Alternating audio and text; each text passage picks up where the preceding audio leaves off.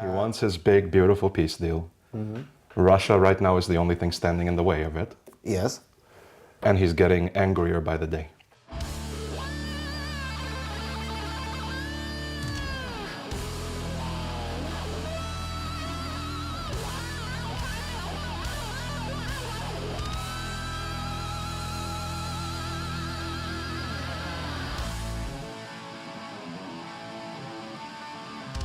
Hai давай 3, 2, 1. Good morning, good afternoon, good evening, everyone, wherever you are. And for some ungodly reason, you still have the boredom to watch these shows. Welcome to the 9th edition of the Occasional Podcast. As always, I'm here with Miguel Gomez. I lost count at 4. So.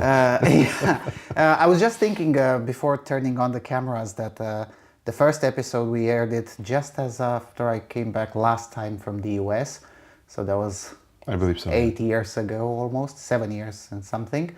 So we still keep the pace on roughly a bit more than an episode per year. Union speed. At union speed. That's why the name Occasional Podcast, I suppose, is relatively appropriate.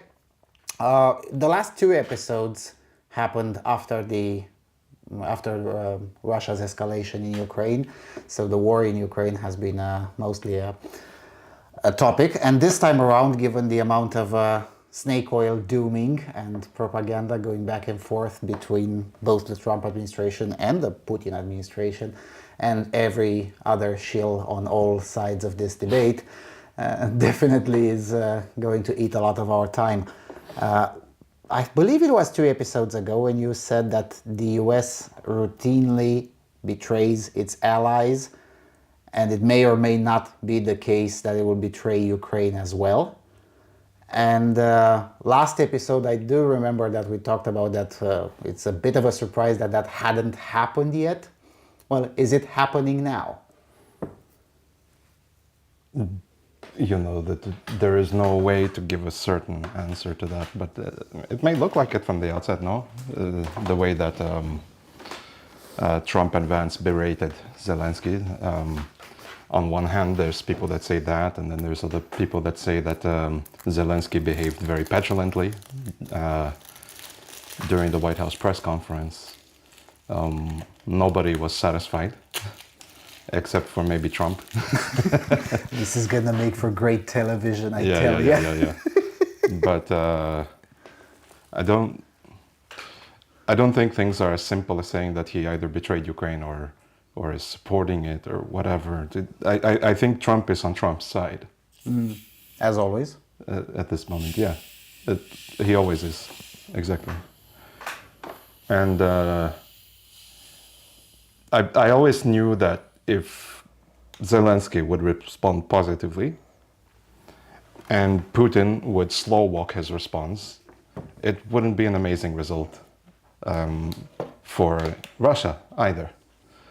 And that's exactly what's happening right now. To clarify, it's March the 13th when we're taping this, so it may be the case. Yeah, a lot of things are evolving while we're talking. Yeah, and very fast, so it may be the case that by the time this hits YouTube... I mean, only an hour ago, yeah. Only an hour ago, we had a message from the Kremlin saying that, that it is impossible to have peace in Ukraine until 2026. 2026, yes. And that was just an hour before filming. Yes, and a almost total rejection of everything that went down in Jeddah, 24 hours ago, effectively. So I wouldn't say that Trump plans to betray Ukraine. If he ends up doing so, it's incidental. It's only, he wants his propaganda victory.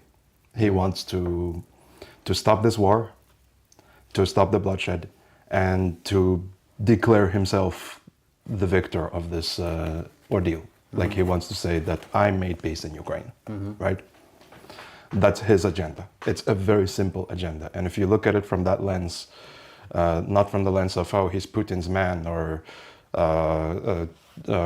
he just flew a B-52 into Russian territory, and that's a sign that he wants to get to war with Russia. The Russians are also having their own panic regarding this, and I think people are not paying enough attention to that. What RIA Novosti is saying, and the news outlets in Russia. Yes, but I'm sorry for interrupting, but technically speaking, here, that includes in Romania, here in Europe, in the Европейский Союз, writ large, we're forbidden from reading RIA Novosti.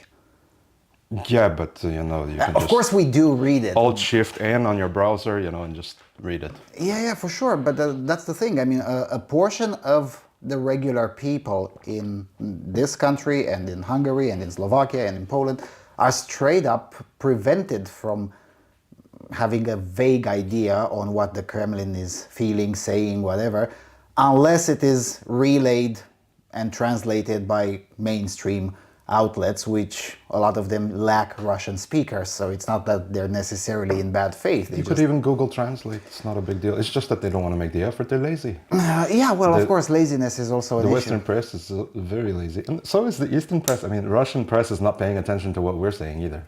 Yeah. It's You mostly... know, to be fair, everybody's being dumb here. Yeah, I mean, most of the time it is the Kremlin adjacent alt media that is paying attention to what we're saying. Yeah. There are a few exceptions. I mean, the Kremlin itself bothered to declare Hot News and Digi24 as indesirable agencies within Russia.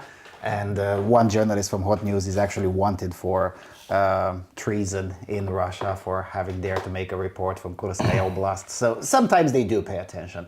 But it's very rare, yeah, for sure. Now, the Russians aren't paying that much of attention either.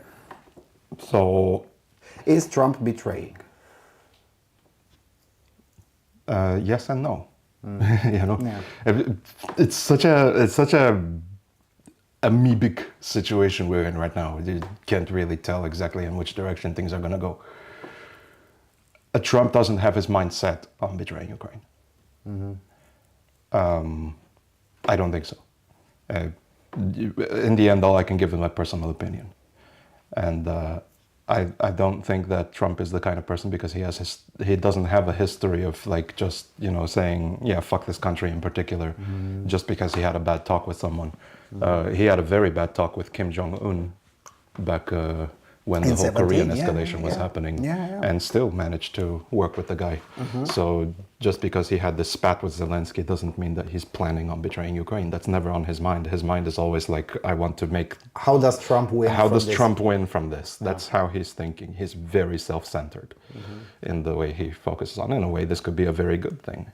Yeah, why is everyone forgetting that Trump is a narcissist, and why isn't nobody betting on Trump's narcissism? Yeah. And it's quite amazing. He wants his big, beautiful peace deal. Russia right now is the only thing standing in the way of it. Yes. And he's getting angrier by the day. And That's what's happening. isn't that a good thing? I mean, don't we want Trump to be upset on Putin? Yeah. So why exactly is everyone panicking?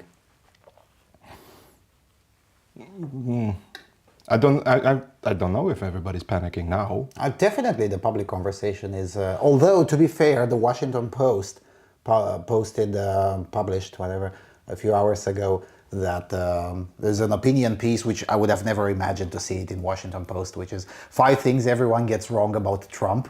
And it's mostly the way we look at things, which is, well, look, hold on a second. Trump is a narcissist. He wants Trump to win. So abandon the old type of lens. And then the second element is that sheikh in the United Arab Emirates, the Sheikh of Abu Dhabi, I think, said that, look, you will want to cut a deal, so he's going to say a lot of outrageous things in public until you come to the table, and now it's Putin's turn to come to the table, and it would be a terrible idea for Volodya not to come to the table.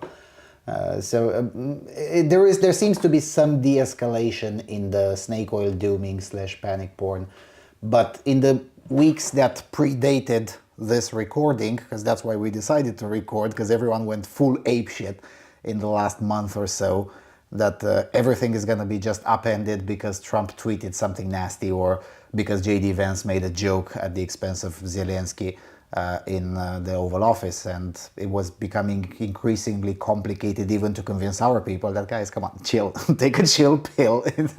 It's not that simple. Or is it?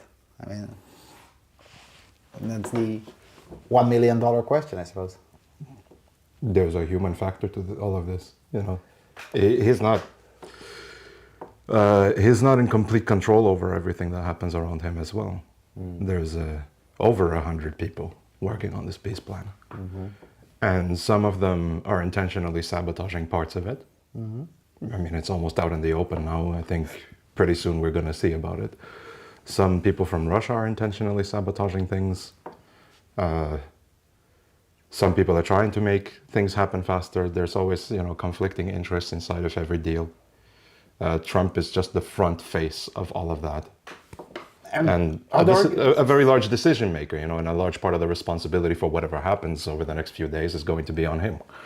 But I would say the same thing is true in Russia. I mean, I'm sure the CEO of Uralzavod would like the war to continue because it's finally a lot of money for it's a lot of his conflicting enterprise. interests in this.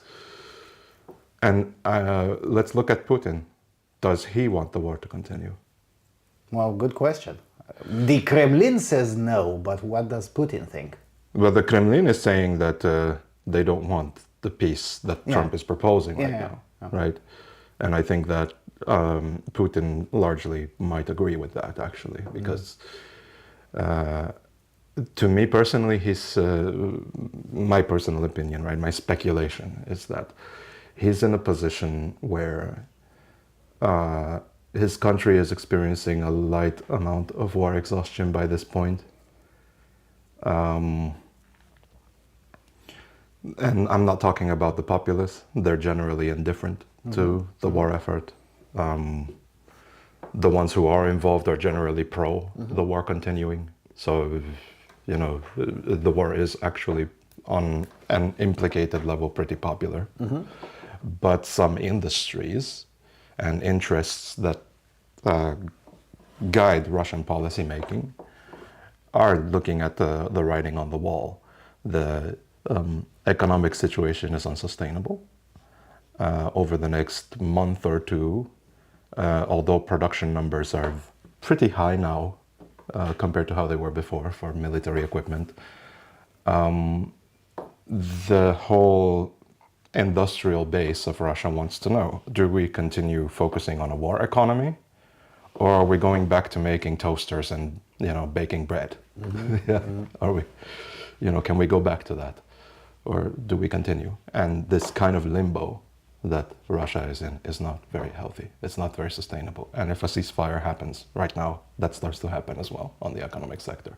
There is no answer. So it's the uncertainty that is more the enemy rather than peace or no peace. Yeah, there's a lot of gray clouds looming over this as well, and you have to fight that. And a ceasefire might be the worst thing that you could agree to in that situation. Because if it's a straight up peace, then at least there is some certainty on what happens in the next several years. Exactly. So that's better. Exactly. But a ceasefire doesn't answer the fundamental question. Well, with a ceasefire, you can, scale a production. On the other hand, a ceasefire could be advantageous for Putin if the slow walking of Ukrainian aid continues the way it is. Because from the numbers that I have access to, which are very few at the moment, I mean, I don't have as much information as I used to, but I still think I may be correct in saying this, that if the slow walking continues the way it does, I think current levels of support are outproduced by Russia on some departments. And Russia does refurbish its armored vehicles at a rate that is somewhat sustainable for the next year or two during a conflict. So on one hand, the ceasefire could be an advantage for Russia from a military point of view, where let's eliminate the economy, let's eliminate economic players, let's just focus on military. If there is no immediate buildup of Ukrainian defenses, no immediate buildup of support to military aid to Ukraine from countries that have so far slow-walked it, right, and are much more capable of putting in more output. If that doesn't happen, then the advantage militarily goes to Russia as a part of the ceasefire. Yeah, in a short term. Right. So in that case, it seems like the obvious, well, not solution, but the best answer would be to convince Trump to despise Putin and just dial up the military aid to 11. He already announced today that not today. It's not even they're barely awake at the moment. But last night, last night for us, he announced that there will be bone-crushing economic measures taken if Putin does not respond soon enough to the ceasefire request. To me, the only ace up their sleeve that the West has, and I'm talking about collectively the whole West, is the billions and billions of dollars in assets they still have frozen but have not liquidated.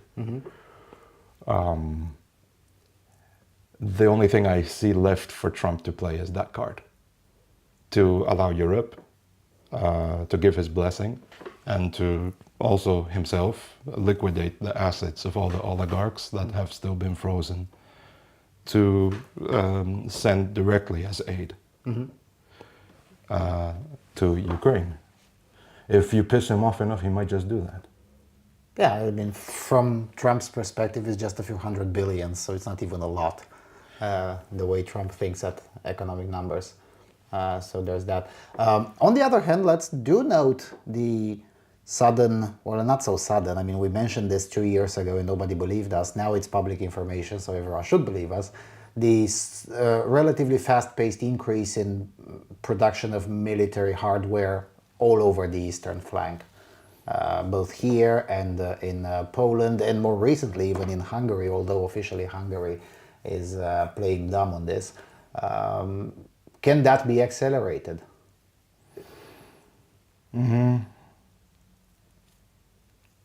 I don't know. Lockheed Martin is just, as we speak, is at the Ministry of Defense here in Romania negotiating yet another. Yeah, but building the fabs takes time. Yeah.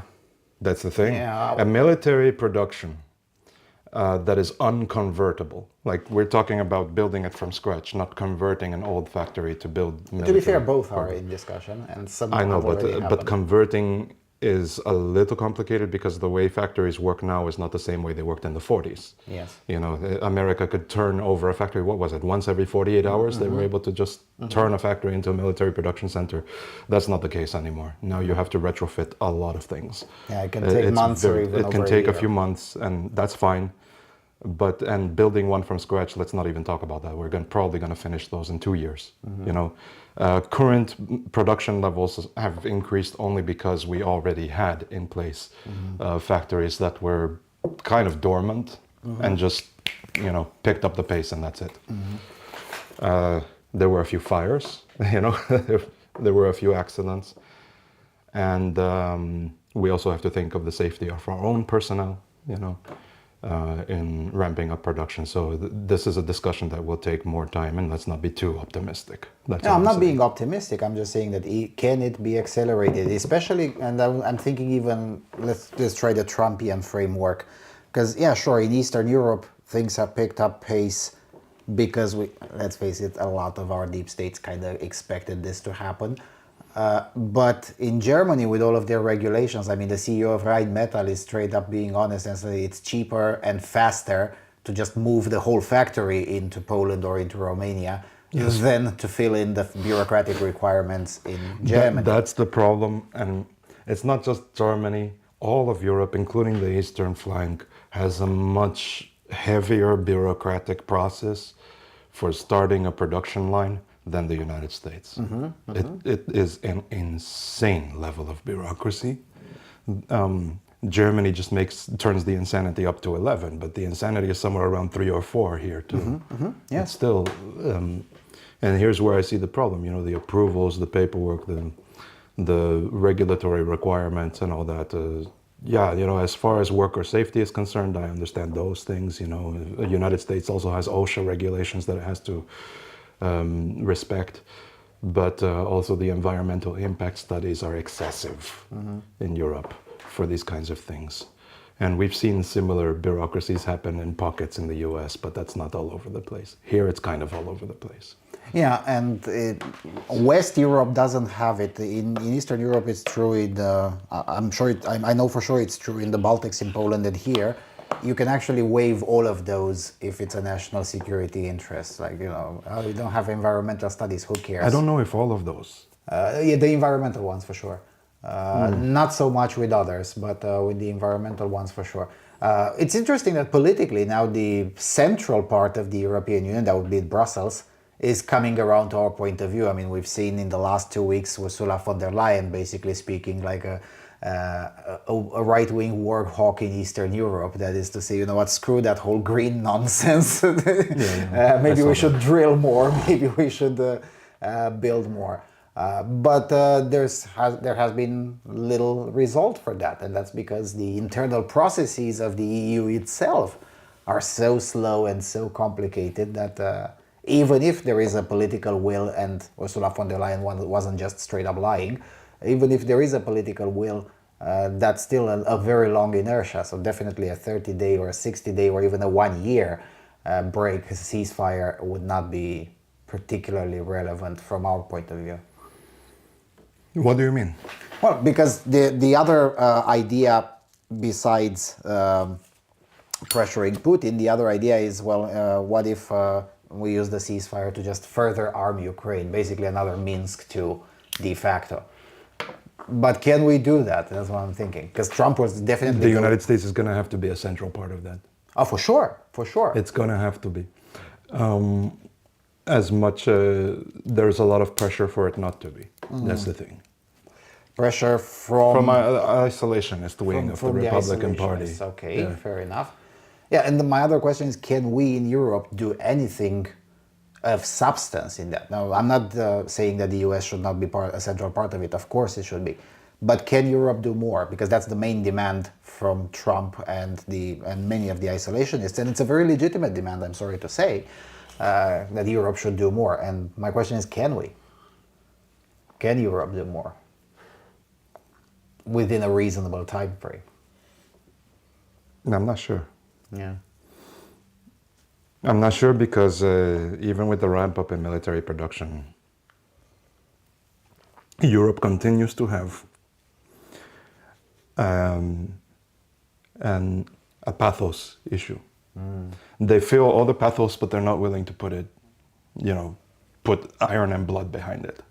Yeah, like to use a Bismarckian way of saying things.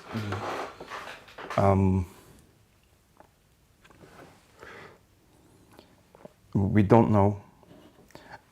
I don't see, for example, the average Joe, even in Romania, which we have a lot of proximity to Ukraine, right? Saying that, yeah, I'll, pitch in, I'm fully in support of my government doing that. I see a lot more from Romania, like, let's focus a little bit more on our own internal, and I'm not blaming the country, I think that that's the proper way to think. The average person is thinking right now about, the price of their groceries and all those things, and there's so many things at the same time that is affecting them personally that I don't know if there's that willpower to just move beyond the scope of your own country. Fair. And that's happening a lot. Fair. Although I will say that in the case of Romania, and the same is true definitely in Poland, we can actually have both, because an increase in weapons production here means an increase in industrial power, which means that more jobs, usually very well paid, which eventually do address some of the other issues, either by proxy or straight up directly. But you're increasing your deficit. Yeah, fair enough. And the whole accounting thingy that so many European countries want to do, which is basically to discount defense spending as part of the deficit calculus. I'm like, yeah, that's basically stealing your own hat, because the deficit is still there. Yeah. So what exactly would be, what difference does it make? So there's that. So that's why it's a very, probably that's why so many in the European leadership have reacted so emotionally to the not so sudden but very blunt demands from the Trump administration, which is Europe should do more. It's probably why they reacted so emotionally, because many of them probably know that they can't. Yeah. And for what it's worth, there's still, and I repeat, like a broken record, this idea of the bureaucracy. It's just, Europe is way too much of a bureaucratic continent. And because of that, a lot of money has to go into that bureaucracy. So whatever dollars you're spending in military spending, like a good chunk of that dollar is goes overhead costs into overhead. And if you're asking, you have an economic power like Germany, which is, I don't recall the GDP statistics. I'm sorry. I'm not prepared to really say this plainly, but it is one of the largest economic powers, if not the largest in Europe. If you get it to build up its military, it will do so a lot more expensively than, for example, Romania or Poland. Yes. Which Poland has ramped up military spending, and for each dollar it spent a lot less on overhead than Germany did. But even then, it's spending a lot more on overhead than America does. That we don't know for sure, because Pentagon hasn't been passing an audit for so long that may be the case, but we were not sure. No, the American military is still a pretty Hexes, well-oiled machine. I would say that it still has... the thing is that the demands that they make of equipment requirements, yes, they're very high, but the equipment still gets bought at full price, and there's not a lot of overhead cost beyond that. That's what I'm saying. Sure, it's expensive, but at least you're getting the whole, you're paying for the tank and maybe a little bit extra for this, for that, for transportation and whatever, but you're not doing a shitload of other overhead.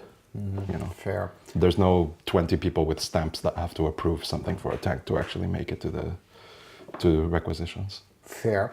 No, the reason I'm thinking is because, again, we have no idea how well does the Pentagon still work, because they haven't been passing an audit. Now, to be fair, Mr. Hexet said that he'll try.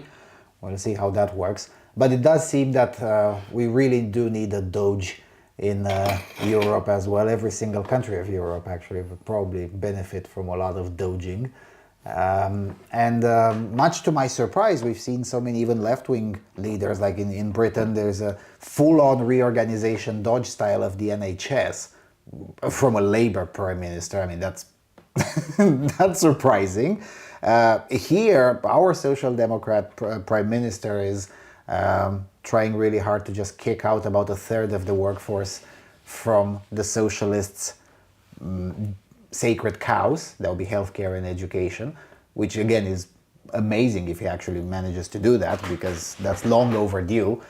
So can we get a Doge impulse in Germany? Because really it's Germany that needs to change a bit more than everyone else. To me, as far as military is concerned, the nation doesn't exist.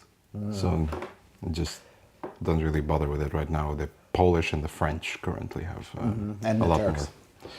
a lot more potential. I don't know about the Turks having the willingness though, but Well, we can trust the Sultan to say what he signed, to do what he signed up to do. yeah, And the Sultan was very much willing to, okay, if it comes to peacekeeping troops, you can count on Turkey. And I think he will do that. If I did not hear about that. Yeah, well, Bloomberg published it a few weeks ago, just after it became clear that the Sultan will finally finish the other post-Soviet conflict that he's dealing with. That would be the PKK issue. A few people know that that's a post-Soviet conflict as well. Yes, yes. So, probably he was feeling good at that moment. So there's that. Let's shift a little bit to cultural way of looking at this, because a lot of the battle will probably be won or lost on the cultural front. And that's How so? another... well, in 2022, I remember, I think it was exactly this table, or maybe we're in the other room, I don't know.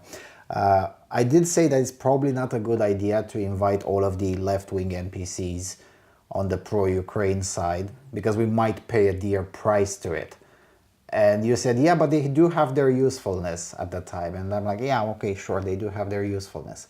But now we're in the moment where Ukraine, pro-Ukraine, is left-coded in the culture. So it becomes a lot more difficult to convince a right-wing base to think in terms that are more advantageous for our side, because it's left-wing coded. And we don't see this happening with Syria, for instance. For Syria, for better or worse, it did not become fully left-wing coded, and therefore the current agreement on Syria is supported by almost all political factions.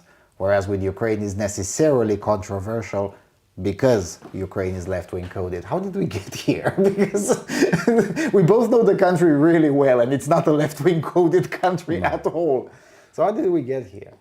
And is there something that can be done?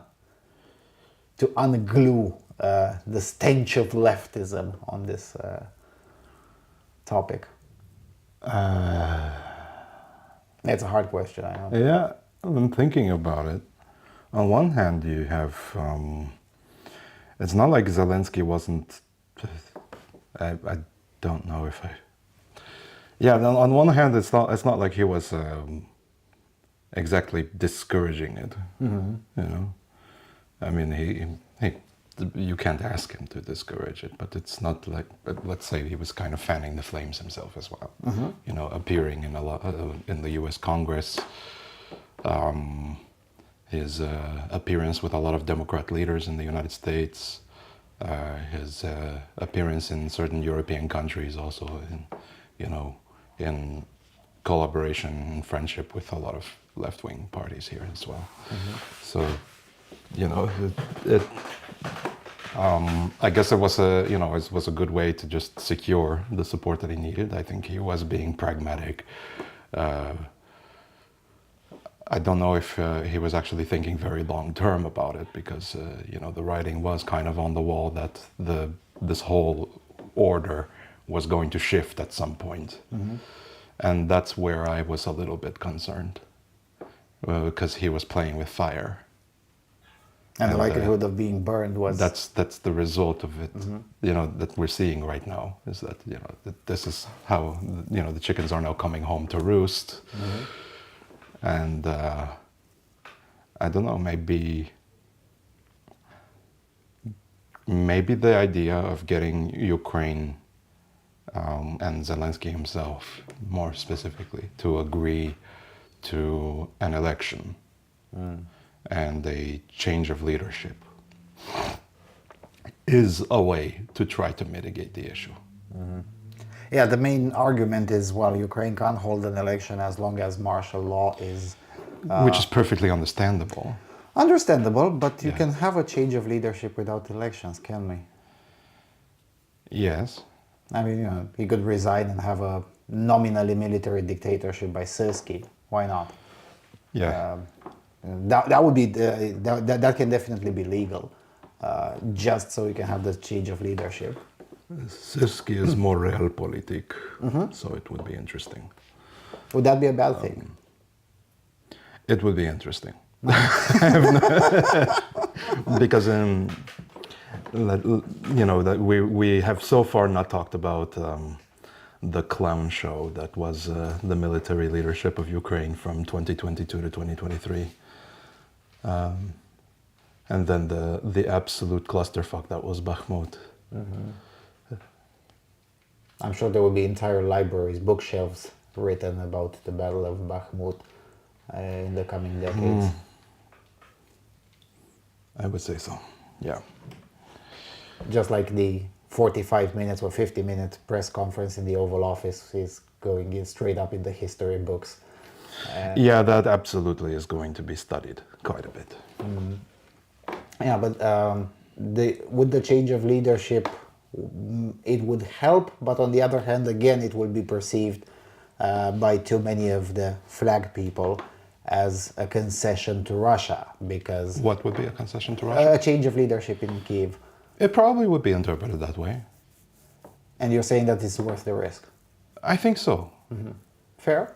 Because if you anger the left, what are they going to do? They're going to continue to support Ukraine. They're not going to stop supporting Ukraine. Now, you get some of the people that are on the fence to think, okay, they're willing to work with us. Yeah, so there is something... You know, that thing that, you know... Build a new coalition. Zelensky didn't do a... like when he backed off from his stance after the press conference, you know, and started to, you know, wrote a very nicely worded letter, actually, to the Trump administration. Actually, I think it was addressed to the Secretary of State, but whatever, semantics. Anyway, when he wrote that letter, and it was a very kind letter that he wrote, it did change the overall tone. And Trump even did solid by citing the letter and quoting it directly in his State of the Union address. And that was kind of like a signal boost to say, look, Ukraine is on our side. They're cooperating with us.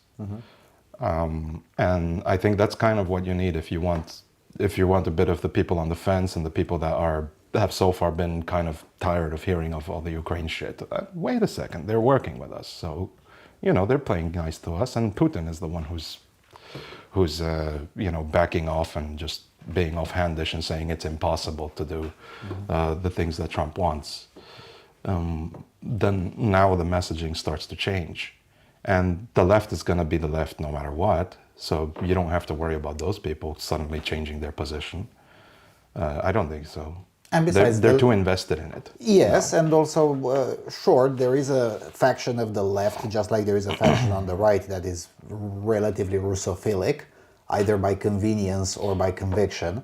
And I'm not just talking about old commies, like, I don't know, Bernie Sanders, for instance, but I'm also talking about the very new people, like anything younger from Linda Sarsour, right? Who by proxy, because they support de facto Russian interests in Syria and other places, they may lean towards Russia. But that was going to happen anyway.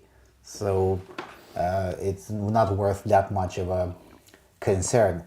But this effort is definitely proving to be very bumpy, to build basically a new coalition around Ukraine from a cultural and ideological perspective.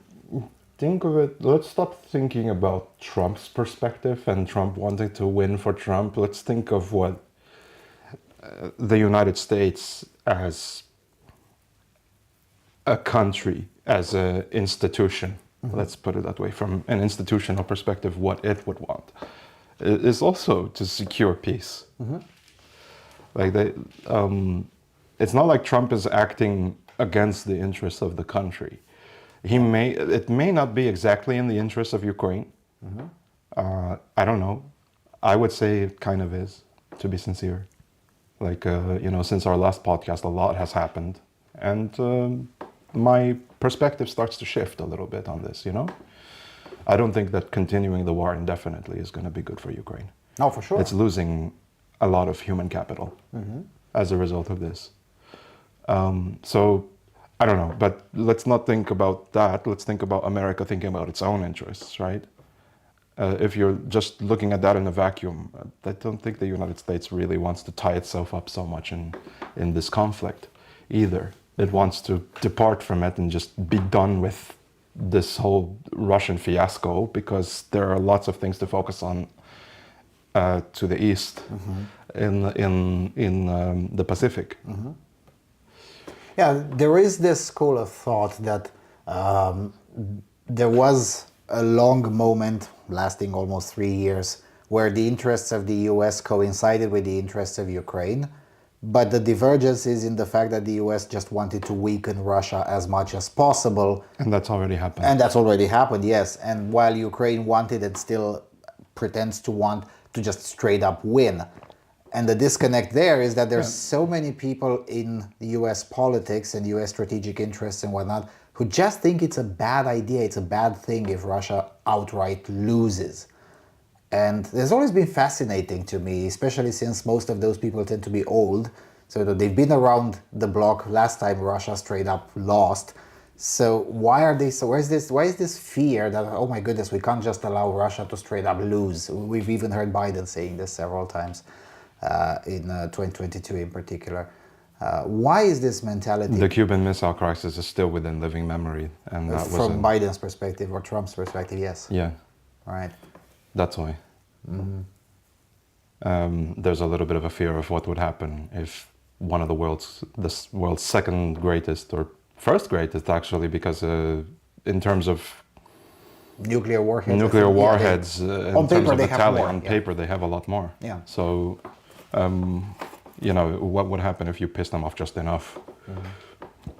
There's still that, for these people, the Cuban Missile Crisis is still within living memory, and that almost happened at that point. We have no idea truly how close we were to a nuclear Armageddon at that point in time, and the stakes were very high. So. And there wasn't even a war involved in that. I mean, we were fighting in Vietnam, but we weren't yet fighting in Vietnam at that point in time. So, there was no war going on.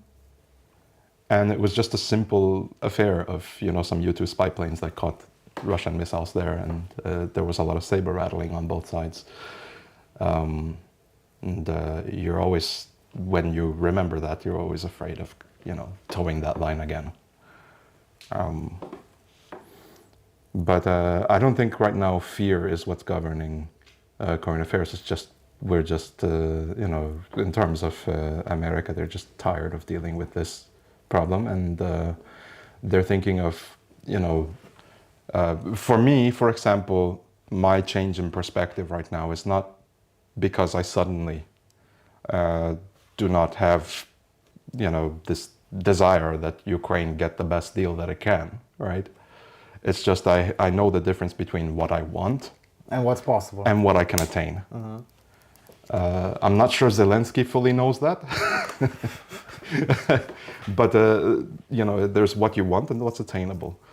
And for the United States, it's not really in its interest to just perpetually watch over this. They already have the demilitarized zone in between North and South Korea to look after. There's the interest in the Pacific, the problems with a looming war in Taiwan. It's still a thing that hasn't stopped being a threat. Saber rattling has actually been increasing since Trump won the election. Since Trump came to power, Xi Jinping was actually ramping up his rhetoric, which is something I personally kind of expected to happen because, he's running out of time to do what he needs to do. Yes, and to be fair, every time there is an internal crisis in China, the leadership ramps up the Taiwan rhetoric. And we both know just how many concurrent internal crises are taking place in China. More than we actually know about, I'm sure. Yes, it's probably even worse than we already know. Yes. Now that you mentioned a DMZ, would that be an acceptable solution? A DMZ between... For me, it's not my ideal solution, but I think it's what's going to happen. It's what you want and what you can attain, right? Well, that's why I'm asking if it's an acceptable rather than whether we want it. It would be would it be an acceptable solution to have a DMZ along I think that would piss off Russia more than it would piss off the West. Ukraine certainly wouldn't be comfortable with it. It's not a... it's far from ideal. It's far from ideal for them. But for the West, they would be more comfortable with it than Russia would be. Because Russia has a border now that it has to constantly man with over 100,000 men. It has to consistently keep up armament and defenses in the area. Remember in December 2021, when Russia was building up forces, prior to that, there was nobody there. It could leave that border alone. Not a single, there were maybe, there was the military academy. Some militarized border in patrol. Belgorod, near Belgorod, there was the military academy. There was a couple of other, outposts here and there, but it was just very lightly manned, a few mobile units and the border patrol, and that's how it was. It was basically like not much more militarized than the border between us and Moldova. Yeah, pretty much. Actually. Or between us and Ukraine now. Yeah. Yeah, something like that, yeah. So, that was a nice situation to be in. Because you didn't have to pay 100,000 men to constantly stand guard there. And now that's going to be the situation from now on. So that puts Russia in a situation where it has to use some of its economic, some of its capital to constantly maintain that guard. For the much economically richer West and the east of Europe, which is also per capita pretty rich compared to Russia. And for the United States, if it does get involved, that's nothing. That's nothing. It's like, whatever, But for Russia, that's a constant thorn on their side. Yeah, well, to be fair, a DMZ would lower the costs on the Russian side a bit. Yes, but they have to constantly patrol that anyway. Yeah, sure. Sure, it's a much lower cost than an ongoing war, but it's still a cost that is ad perpetuum, that you didn't have before. Yeah. So that would be acceptable. It would not be nice, but at least it would be acceptable.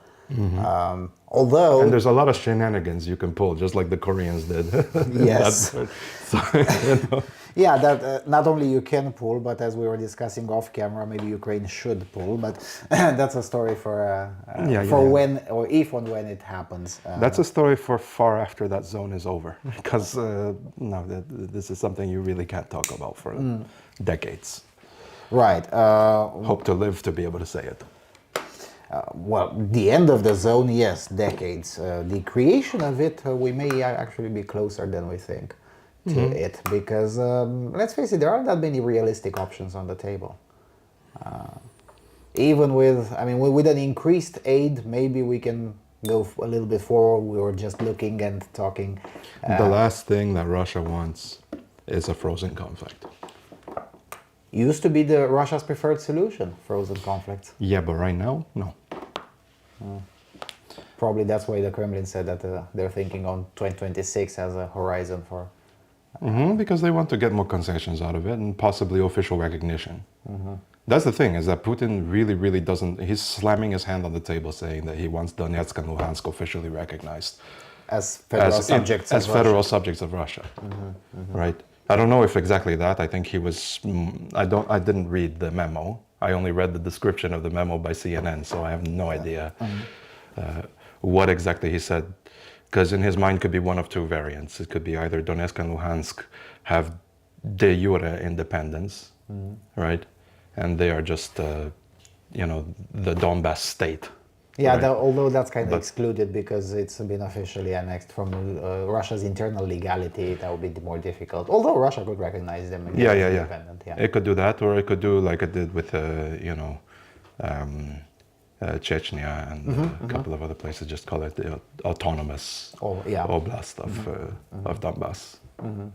I think that's the more likely Yeah. solution. An So autonomous he Okrug would want something, yeah. that to happen, right? And I think, considering how much cost he has sunk into trying to get Kherson, he would want at least the southern tip of Kherson, because don't forget, his goal also is to, and he's not stupid, and if you were Putin, you would think you want this too, it's to eliminate as much coastline from Ukraine as possible.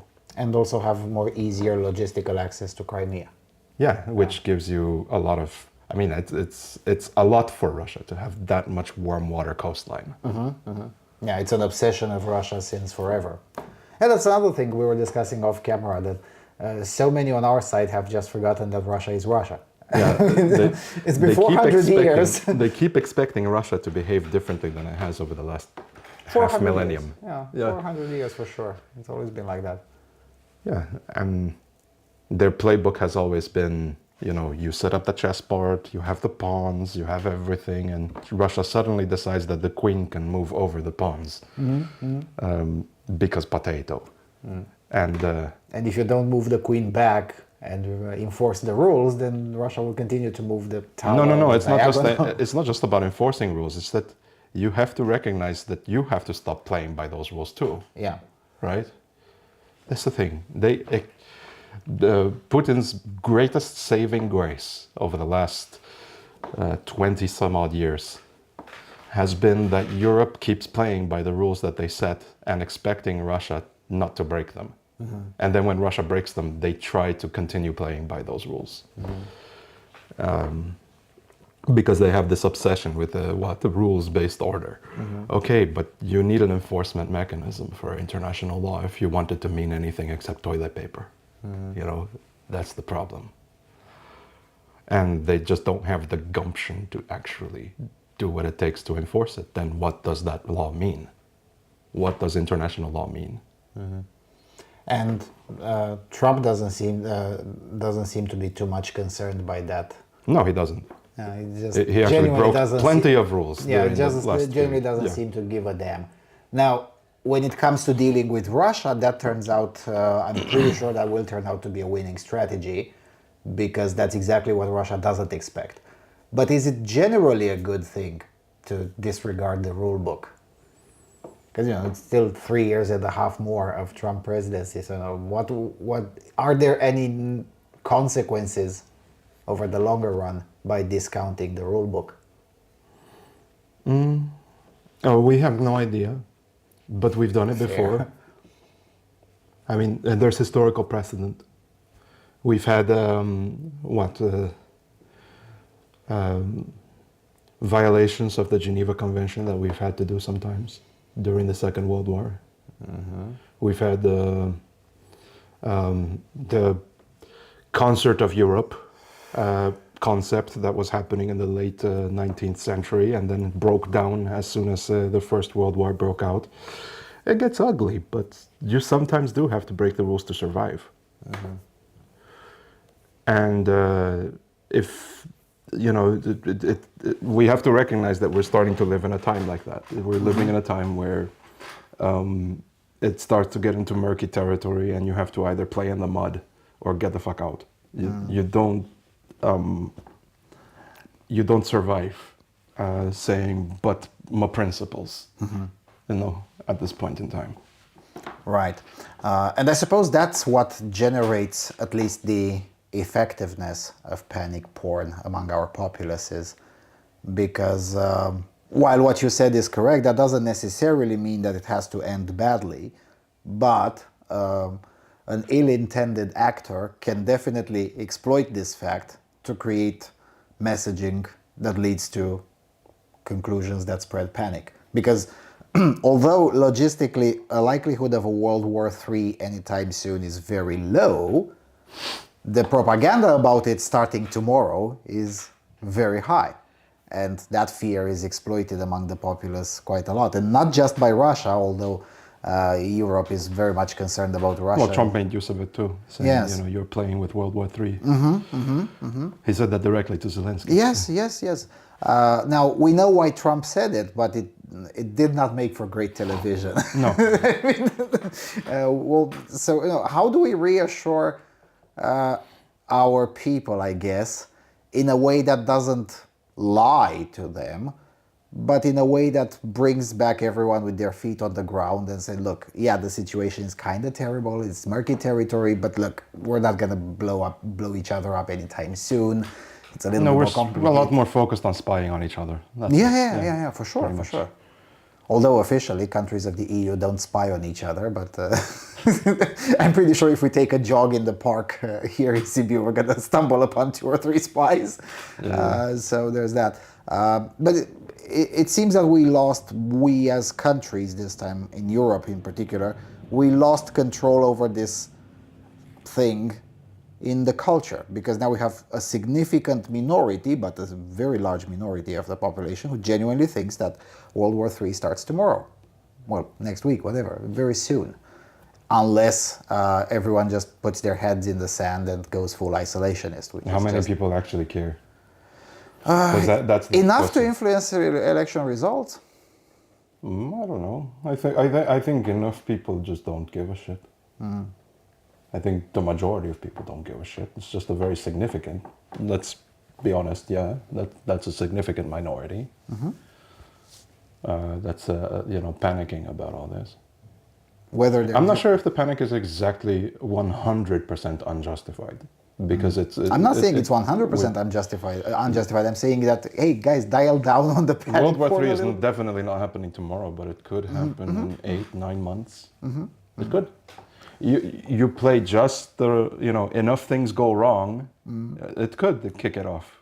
It's possible. It is entirely possible. World War I, there's this joke that it was kicked off by a sandwich. Which is not entirely wrong. Gavrilo Princip was, went to go have a Cope sandwich after failing to assassinate Franz Ferdinand, and then Franz Ferdinand just coincidentally happened to go by the shop, that he was at, the restaurant, right? And he was like, oh shit, here's my chance. Just kill him right there on the spot. But here we get to the point. Was it really? It would have happened anyway, maybe a bit later. And that was truly the most tragic comedy few months that we actually had in our history. It really was that bad. Everything that could go wrong went wrong in that particular regard. To the build-up to World War I, because even Russia and Germany didn't actually want to fight each other, and somehow ended up with both their ministries miscommunicating with each other to the point that Russia started mobilizing their troops before they should. Things like that happen. Nobody could have predicted it before it happened. After the fact, you're thinking it was inevitable, wasn't it? But before that, the same people that would have said that would have not been able to tell that conflict was ever on the horizon. So that's the thing, right? There's no use in panicking about it because it's like arguing with the weather, like my wife says, you know. But on the other hand, you know, we do have to steel ourselves a bit and prepare ourselves mentally that there might be some cataclysm that evolves out of some event that you couldn't even predict. Yeah, it happens. To be And fair, during the times last- when things are this tense all the time, and the stakes are so damn high, you know, oopsies are bound to happen. Yeah, I mean, there was a Balkan war that started out as a result of a PIDA trying out a jar up his bottom, and then being ashamed of the fact that he was a PIDA. When he ended up in hospital, he said that an Albanian shoved it up his bottom, which was a lie, and one thing led to another, and there was a genocide happening. So, yeah, I mean, these things can happen. But by the same token, the panic these days is more like, oh, you know, the politicians are going to lead us to war, which seems to me like less likely. No, because wars like these always come out of left field. They do. There's also people saying that, you know, Hitler was very predictable, that that it was already, you know, in plain sight that appeasement was not going to work. That wasn't entirely clear. No, actually, that wasn't clear. That was not clear at all.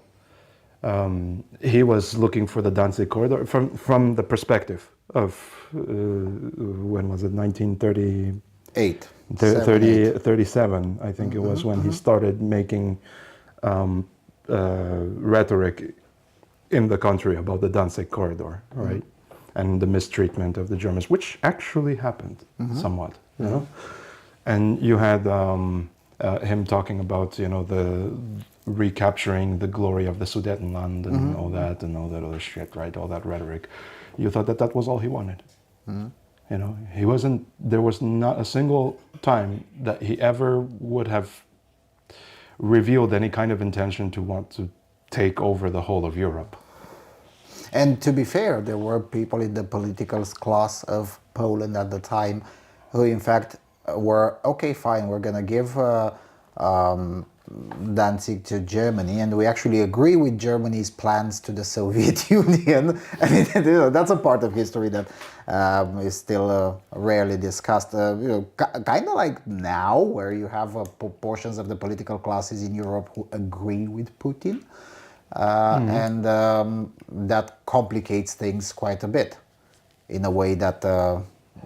I try to avoid drawing parallels between Putin and Hitler because this is overplayed as hell. Yes, it's getting overplayed, and it's one thing that I'm looking forward for the year 2045, because after 100 years after the fact, the discussion becomes only for specialized circles. I mean, there's a huge difference between Putin and Hitler. Hitler knew not to drive his tanks over mud. You know? That's also true. Was a bit illiterate on the winter, but at least knew the mud thing. Because that is another problem, since we're at the cultural perceptions of all of this. Our friends on the left overplay a specific event in history while disregarding all of the other parallels in recent history that may fit better. Like you made the parallel with World War I. On the right is the usual fragmentation, because you have the isolationist wing, the traditionalist wing, which although smaller than it used to be, is still pretty big, that thinks that Russia is a traditionalist paradise. Seriously, guys, it's not. It's just too many people thinking that history repeats and not realizing that it actually just rhymes. Yeah, and sometimes it's a white rhyme. That is to say, it doesn't rhyme. It's just written as a poem, but it doesn't rhyme. Exactly. Right. Just today, as we're filming this, the School of Leftism in Romania officially wrote a letter of endorsement to the Nobel Peace Prize Committee, endorsing Donald Trump for the next to be the next recipient of the Nobel Peace Prize. I suppose Trump would be honored by this, although given Trump's personality, he might even if he's nominated to actually get it, he would refuse it because I mean, that could also be possible. But what do you make of this? No, I think he would accept it. It would pepper his ego. Yeah. If we're betting on narcissism, he would accept it. Yeah. Is Donald Trump appropriate to be the recipient of Nobel Peace Prize? It's a little early to say. Really? Yeah. Well, wasn't it early when Obama got it? Yes, that too. Without even doing anything? Unironically, I would say yes. It would be early. So by comparison, he would earn it more than Obama. Yeah, I mean, given his first term, Yeah, the Saudi for example, yeah. Israeli deal. Yeah, the Abraham Accords. Abraham Accord, yeah. And but right now, I think the best hit would be to nominate him if and when he manages to score a peace deal in Ukraine. That would be, So that would I mean, be, I am of the opinion, again, there's what I want and what I can attain. And I am of the opinion that the most attainable thing that would be desirable is for Ukraine to be at peace at the moment. It really would. It really would. It's too great a cost that has been paid for meters of territory at this moment, considering that Ukraine losing coastline is not as bad as it losing the youth of its nation, its people. Because in the end, a nation is composed by people, not pieces of land. You can lose a little bit of land, but if you lose the youth, it really, really, really does harm. More harm than any nuclear war would do. It's really bad. So, I don't know, maybe it's attainable. Maybe it's attainable for Ukraine, and this is what happens if Putin pisses off Trump enough, is that it's attainable for Ukraine to actually have support it's never seen before in the continuation of the war, which would keep it going for another year. It would make some gains and then sign a peace then.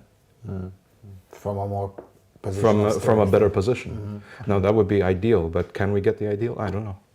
I don't know. Yeah, you mentioned about losing the youth. Let's talk demographics a little bit. One thing that our Western friends don't know, and I'll leave some sources in the description,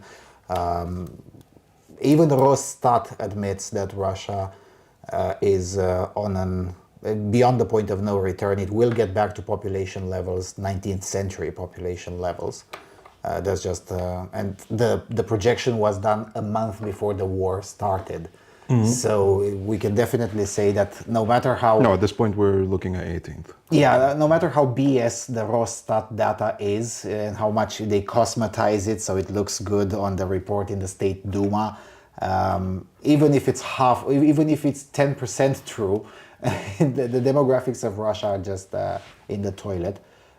In the war, they used more of their youth in a way that was not the case for a long time in Ukraine. That's another thing that most people don't know. Most people on the front line in Ukraine, on the Ukrainian side, both foreigners and Ukrainians, the average age is like 40, 42, something like that. Yeah. Whereas some of my guys there were in their 40s. Yeah, whereas the on the Russian side is more like 23 or 25, depends on the sector. So Russia is losing more of its youth than Ukraine. No, I saw a lot of baby faces there. Yes. Yeah.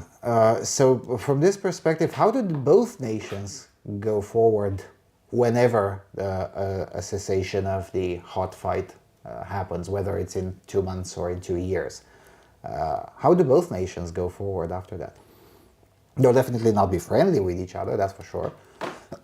But separately, how do they go forward?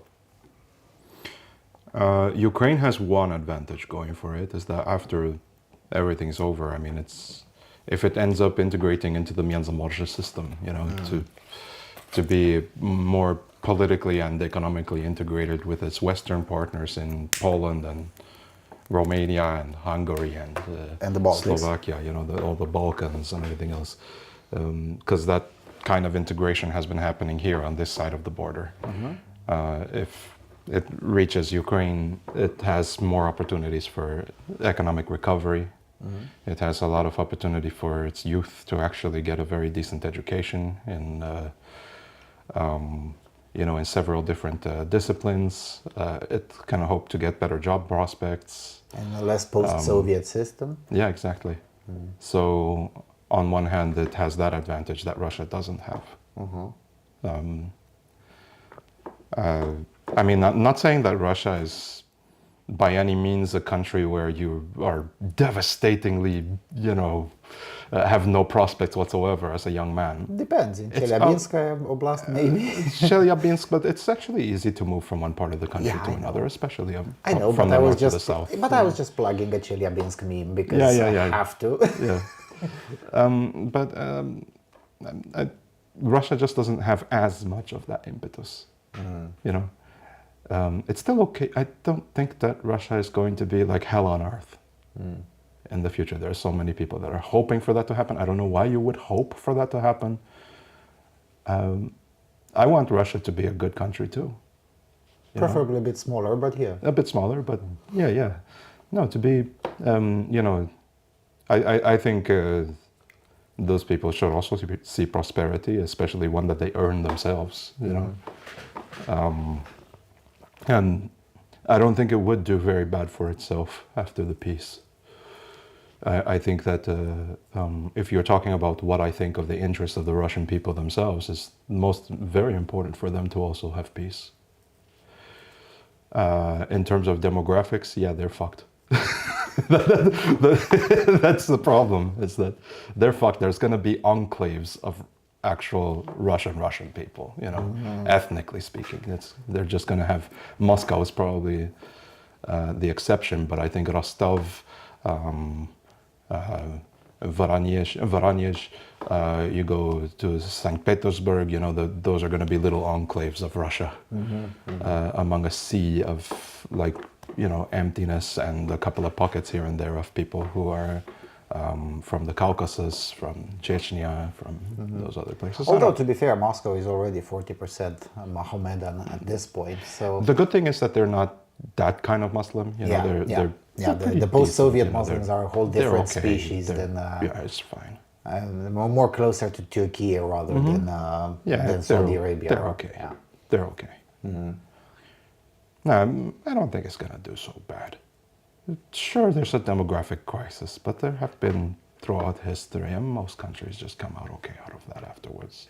Yeah, there is also this element of panic porn that is sweeping through almost all Western countries. No, that we're not having enough kids. Yes, and although it is a fair point up to a point, France has been through a much heavier demographic collapse just 100 years ago and came out really well out of it. Russia has been through multiple demographic collapses over the last 400 years. I'm going to be straight up with you. I am pronatalist. I just despise other pronatalists because their strategy is to shame people into having kids. My strategy is to walk outside with my daughter, showing how pretty she is to everybody, and her smiling at all the young ladies. I'm sure that 6 or 7 pregnancies has happened just because they thought she was cute. That's how you spread pronatalism. Spread the baby fever. That's how you do it. Just be that change. Don't, shaming people into it is not going to get them to do much. Yeah, it also doesn't help that most pronatalist shills are childless themselves, so... Yeah, or like myself, let me point out my own hypocrisy is that I have one child. Here. Yeah, but still, the collapse in population that is inevitable in Russia and in China will probably make for a bumpy ride, but it will also likely be an opportunity as well. Sure. But yeah. For the Chinese especially. For the Chinese as well, although in China every 80 years or so it's implosion o'clock. By the way, the CCP has been in power for 75, I'm just saying. But in Russia it happened so many times in the last 400 years or 500 years that it's like, nah. Probably they'll be fine long term. Short term, yeah, sure, it's going to be a bumpy ride. Yes. Especially since Ukraine can fill in some of the gaps by, because the reconstruction effort, whenever it will start, whether it's next year or 5 years from now, it will have a lot of economic opportunity and it can attract new immigrants. And although Ukraine doesn't have an impeccable track record of integrating other people, it has gotten better in the last 5 years or It so. has. Like you were talking about Chernivtsi yeah. last night. Yeah. So it has gotten better, and it will necessarily have to get even better because, well, there's no other way to reconstruct the country. So there's that. They'll be fine. Let's switch to the US perspective this time around and anything not Ukraine related. So US aid is gone. That ended up creating a lot more panic than we expected. I expected the panic. Yeah, but so did I, but not as much. I mean, I expected more than that. the shrieking was I expected a unbelievable. lot. No, because there's so many interests, both from the Democrat side and from the... We're focusing so much on the Democrats panicking about it, but there were a lot of Republicans also For sure. panicking about it. There was a lot of conservatives that are like, oh, but my aid to Israel and shit. US aid wasn't doing that much there anyway. It wasn't. So but they were, panicking about it nonetheless. It doesn't mean that, you don't get panic. But they were having a lot of panic as well regarding, more programs, more this, more that, spreading freedom, and shit. It turns out, a lot of people had a lot of dirty laundry wrapped up in there that they just didn't want to come to the surface. That's why I was expecting actually a bigger reaction than there was. With all of the skeleton closets. All of the skeletons that they're still drawing out they're still taking out the cobwebs, but we're slowly picking out the little finger bones and everything. It turns out that a portion of what we were thinking of generically as the jour network was in fact taxpayers' money via US aid, which you gotta admit. It wasn't that much though. It wasn't that much, but it was highly influential. I mean, It was. Not every dollar is equal. Yeah, the suspension of US aid as an institution led to almost overnight collapse of the entirety of the progressive messaging, opposition, whatever, in Serbia, in Hungary, in the UK, in Poland, in the UK, and several other places that are. I mean, we knew that you were getting money from overseas, but like 100%? I mean, really? It's like nobody supports you unironically. That was a bit of a surprise. It also confirmed some other things, like the ongoing protests in Serbia. A portion of the Vučić regime was suspected. I mean, Vučić himself has been playing a double mind on this. On one hand, he accuses them of being funded from overseas, but on the other hand, invites them to negotiations because everyone was unsure: are these protests in Serbia funded from abroad or not? And then the Dodge cutoff happened, and nothing happened with the protests. They continued or even got bigger.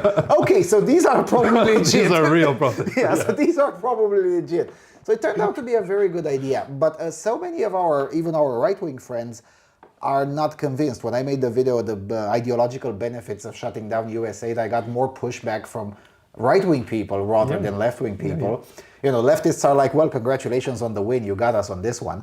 But so many right-wingers were like, yes, but it's a very dangerous precedent because it's a lot of soft power there. What soft? What soft power? By spreading ideas that nobody believes in. Like, in Serbia, in Poland, the US aid funded projects were projects that were getting 1% at the polls or less. I mean, it was worsening the image of the United States. If anything. Yes, it was. It was. If anything. How did we get here? I'm going to have to study that. Because you know how when you leave your headphones in your pocket, and it starts knotting up all over the place, and you have to untie the knots little by little, like that. That's what we have to do to discover how we got here, because it's... whenever I looked into it, there was so much entanglement that even my autistic ass couldn't even solve it. It's just way too many threads in one direction. No wonder the best at this is a deaf autistic woman that a Republican, because it seems to be the only one able to untangle all of those threads. It's just, and this will probably take several years for the left to rebuild. Yeah. They can get the funding from somewhere else, but the whole institutional entanglement that was working relatively in an equilibrium, rebuilding that will take several years for sure to rebuild. I don't know if it'll take that long. The counter argument that I can see is that Orban Viktor made this counter argument, and I'm sorry to quote Orban Viktor with his Orbanomics honk honk, but still he has a point. There is a backup, which is the European taxpayer. A lot of them just straight up moved here and try to mooch off of Brussels and keep the thing going, which may work. We'll see what happens, considering that Europe is even more bankrupt. Maybe, maybe economics delivers. Because there's still a lot of programs that the bureaucracy keeps going. Yeah, for USAID wasn't. It was a major component in some of these organizations, but other organizations were funded by EU money. Yes. So we still, we still have other webs to untangle, and that was a major component, the one that came from the United States, but it wasn't the only one. I was thinking a little bit on your original question. How did we get here? 1960s, Soviet infiltration, just like Yuri Bezmenov was talking about. Yeah, that's how it started. It started from there, and then just very slowly spread because, freedom of speech. I'm not saying it's a bad thing. I'm just saying that's and a natural consequence. Yeah. A natural consequence of the freedom of expression was that these ideas would propagate into several chief special interest organizations, and those organizations started gaining some power. They had convinced moneyed interests to invest in it, and the ball just kept rolling over time. And we've had this kind of shit. We've had this kind of shit for hundreds of years. For sure. But what I'm saying is that how come so few people have seen it for so many years? This lends a little bit of credence to the more conspiracy-minded people. That is to say, well, almost all of you are in this together, aren't you? Because it becomes very difficult to argue that, oh, we just didn't know, and luckily for this autistic tech bro that came from outside the government and just noticed it. Come on. That's a very difficult argument to make. There have been too many co-interested parties within the right as well, for sure. That begs the question, or in a way, or raises the question, how do you clean that up? Because if it were more clear-cut, that is to say the vast majority of the interests were leftists, then the answer is simple, just keep on voting more right-wingers and eventually it will solve itself. But it's not the case. There's plenty of interests on the right as well. No, you need the right amount of crazy as well. You can't just have right-wing. Yes. And we need more crazies. Yeah, that's what I'm saying. we need more crazies. No, I don't even know if it's something that needs to be cleaned up so much, to be completely frank. It kind of does the job for you over time. Every time it was unaddressed, in history, it would just eventually dissipate. That's how it happens. Just open the skeletons and let inertia do its thing. Yeah. It takes longer, but it's pretty effective. Yeah. You don't have to put in so much effort. Speaking of crazies, J.D. Vance. J.D. Vance turned out to be a much better VP than we all thought.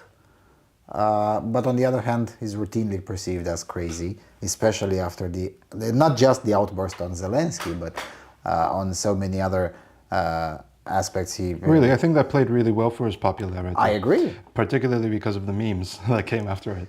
Say please, Mr. Zelensky.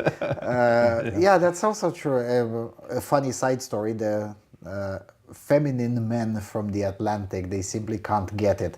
From their perspective, is like, well, this should be a career destroyer, or at the very least a political problem for Zelensky, and meanwhile the base actually loves it and spreads it further. These memes were supposed to be bad, saying bad things about J.D. Vance, and turns out that's not the case at all. It's another cultural disconnect that is going to take much longer than we think to bridge. because our left-wing friends have just ran out of sense of humor. They used to be the masters of satire and Yeah, sense of humor. there was a lot of good leftist comedy. Yeah, I mean, these days, what's the name of the George Carlin is perceived as a subversive or even sometimes straight up right wing, but George Carlin was a leftist. Yeah. These days, our friends on the left just ran out of sense of humor in a way that is They took themselves too seriously. Yeah, and how do we change that? Because we need. We don't. We don't. We need a It'll change competitive. itself on its own. Right. It will happen on its own. We don't need to do anything. Because it either lives or it dies. And if it dies, like let's say, okay, Democrat Party, right, has been a party for forever, okay, since just like a couple of decades after the country was founded. Yeah, but that doesn't mean that party has to stay forever as well. You know, there's at some point that everything dies at some point, and if it dies, something else takes its place, and it's going to be really funny. So whatever. I don't see the issue. I think right now, them being pedantic and taking things so seriously and treating everything like it's the end of the world is Unsustainable. It's unsustainable for them. Then there's a lot of people that bite into it, and those people are a little bit messed in the head. There were a lot of people who thought it was the end of the world when Trump lost the 2020 election. Yeah. Also on our end, there was that too, and people treating it like that was the end of the world. So it's not like the right wing had any kind of immunity to this kind of Oh no, for sure. problem. We just managed it slightly better. A little bit better, yeah. Not by much, but slightly better. But it's eventually the memes start flowing from one direction, and that's where we end up. If the Democrat Party is going to die as a result of this, some people that are more competitive will take over. That's what's going to happen. Or either it's going to have an internal coup where the competitive people take over the party in its current form and take it to the next level. Maybe bring it back to the party that it was around the JFK era, and Which would be far right by today's standards. Well, if that's what it takes to compete, that's what you do. I wouldn't like to see the United States governed by a mono party, For sure. Even if it's a party I had any kind of connection with or any kind of, faith in. I still I'm not comfortable with the idea, and I don't think anybody in the United States is actually comfortable with a single party state. So, Except California for some reason, but yes, I agree. Even California is becoming more pluralistic lately. Yeah. Well, Trump won more of California. Yes. And New York was closer to flip red than Texas ever was to flipping blue. So the difference was strikingly small. Yes. He gained a lot of ground in California and in New York. So, those are not monoparty states either at this point. Although, to be fair, it was expected in New York. I mean, usually, especially with someone running for re-election, is expected to gain ground in his home state. So, even though legally Florida is Trump's home state, but let's face it, it's really New York. So there's that. Now, when it comes to more general politics, I suppose what will have to happen is not just a reform of the Democrat Party, but more like an acknowledgement that it's a fundamentally center-right country. Because that seems to be the most disconnect, even among the so-called moderate Republicans and among at least the vocal part of the Democrat Party. The assumption that the US is not a center-right country, when in fact it is. It is. It's not a problem, it's the opposite of Europe, where it's fundamentally center-left countries with very few exceptions. Even the right wing is center-left, yeah. And that creates, or might create some difficulties, because the think tank view over the last 50 years or so was that, the transatlantic link is based on values and whatnot. And then JD Vance shows up in Munich and be like, okay, what are those shared values? We don't imprison people for memes. We don't ban people from praying in their own homes. We don't cancel elections. We don't do any of these things, whereas you guys do. So what shared values? What are we fighting for? And if we don't share values, that's fine. Then let's move to a more transactional way of doing things. Because we can still do business, we just have to acknowledge that we no longer share values. And that's probably my biggest concern, because if Europe moves too much away from a shared values system, we know where this is going. I mean, Europe is accustomed in totalitarianism in a way that the US simply isn't. So that's a concern of mine, a very serious concern of mine. Can this be stopped? And if not, how do we manage it? What exactly to stop? The drifting away in values between the political class in the US and the political class in most of Europe. Well, if Europe becomes more totalitarian, you're going to see more European migration to the US. Right. It's happened before. It happened before, yeah. It's already happening again. There is actually an increase of European migration to the US again at the moment.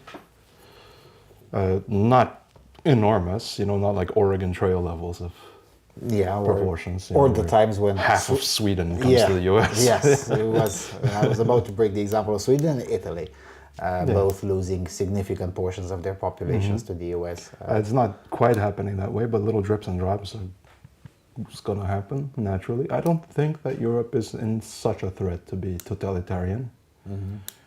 Because right now the continent is so damn divergent. Back when there was like a unified move towards totalitarianism in Europe was, I think, in the Napoleonic era, when there was first before the Napoleonic era, where there was this move towards political absolutism of the monarch, right? And then the response to that, which was the revolution, then the reactionaries and all that, and all of them were totalitarian, just in different flavors, right?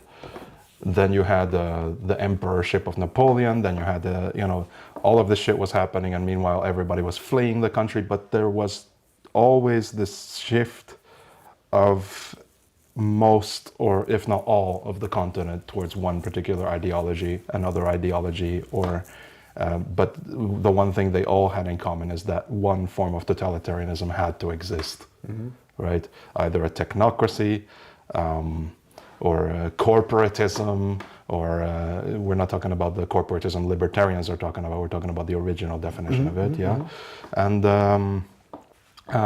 fascism, which was seeing an its extension early, of corporatism, an early sort of form of fascism that appeared in the 1880s.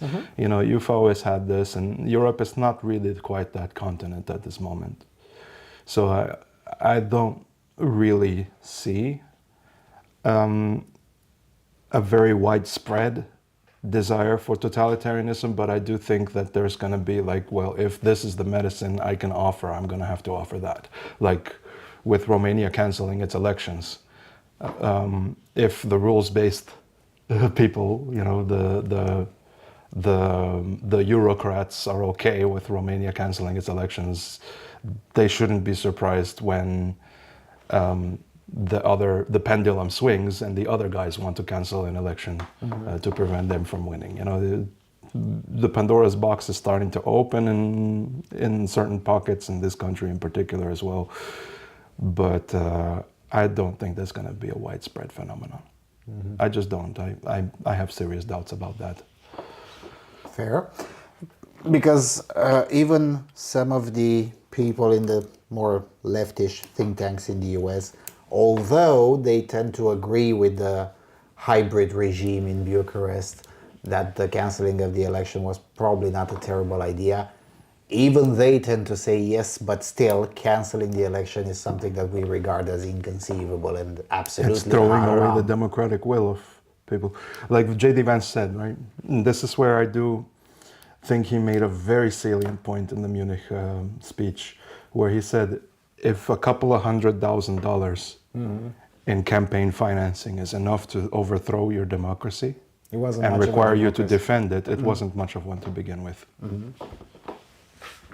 Or the several $100,000 didn't actually have much in effect, And it was just, yeah, it was just it was just a big, shit post. yes, yes, and in the this is ballot another box, thing. yeah. It's very difficult to convince even our American friends and Western European friends that guys, you're not considering the other option, which is a shitpost.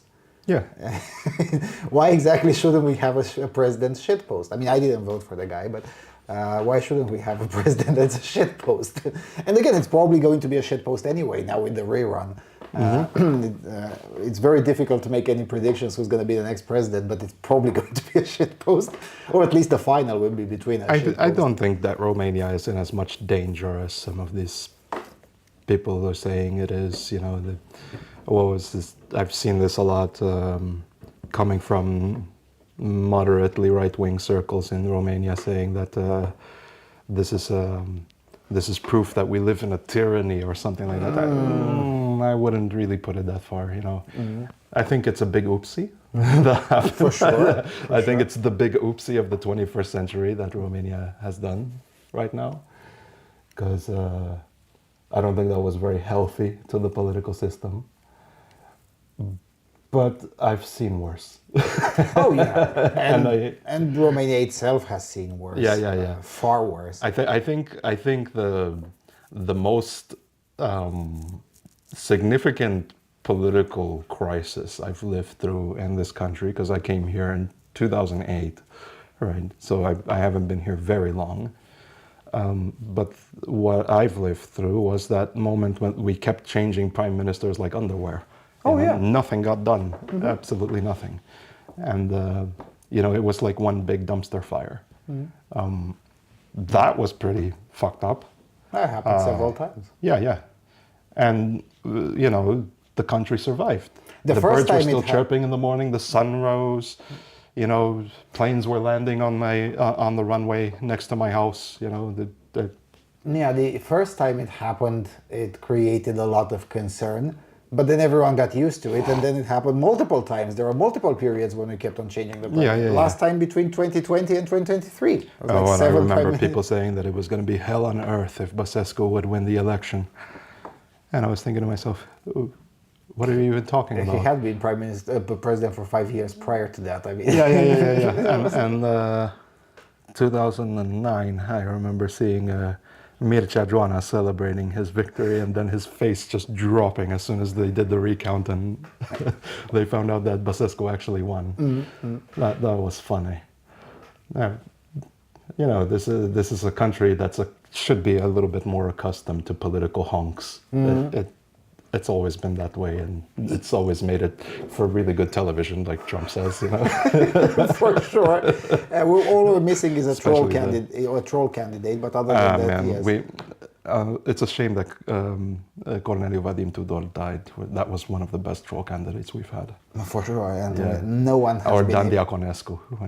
Nobody has been able to completely take his place, and it's still an empty spot in Romanian politics. But the context I'm asking here is precisely in the context we were discussing about J.D. Vance, because our friends in America don't hear this perspective. All they hear is the relatively modified, and dare I say shillified perspective on X, on Twitter, which is heavily influenced by, sometimes non-transparent funding as well.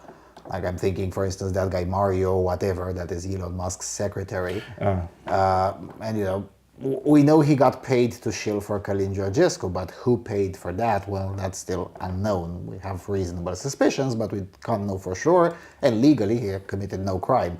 But the thing is that our friends in America, they only hear that. Or they hear Călin Georgescu talking at Alex Jones or whatever. And they rarely hear a perspective that is not endorsed by the regime, because if you're someone from the US interested somewhat in politics and you look, okay, Romania is over there on the map, okay, what's going on there? So it's the perspective of the regime, which is really the Russians are attacking us, which of course it's 1% true, 99% not really, and then you hear the full craziness of coming via channels like Alex Jones, and you don't ever hear the more moderate position, which is, well, look, these kinds of honks and oopsies are actually not a new thing here. And, yeah, it looks bad, but come on. Yeah, I mean, I would call our parliament one of the biggest cases for special ed on the planet. You know, it's no offense to the country that has been hosting me for the last 16 years. You know, I absolutely love it here. That's why I live here. I wouldn't be doing so if I didn't. But no, from a political perspective, this country has never had its shit together.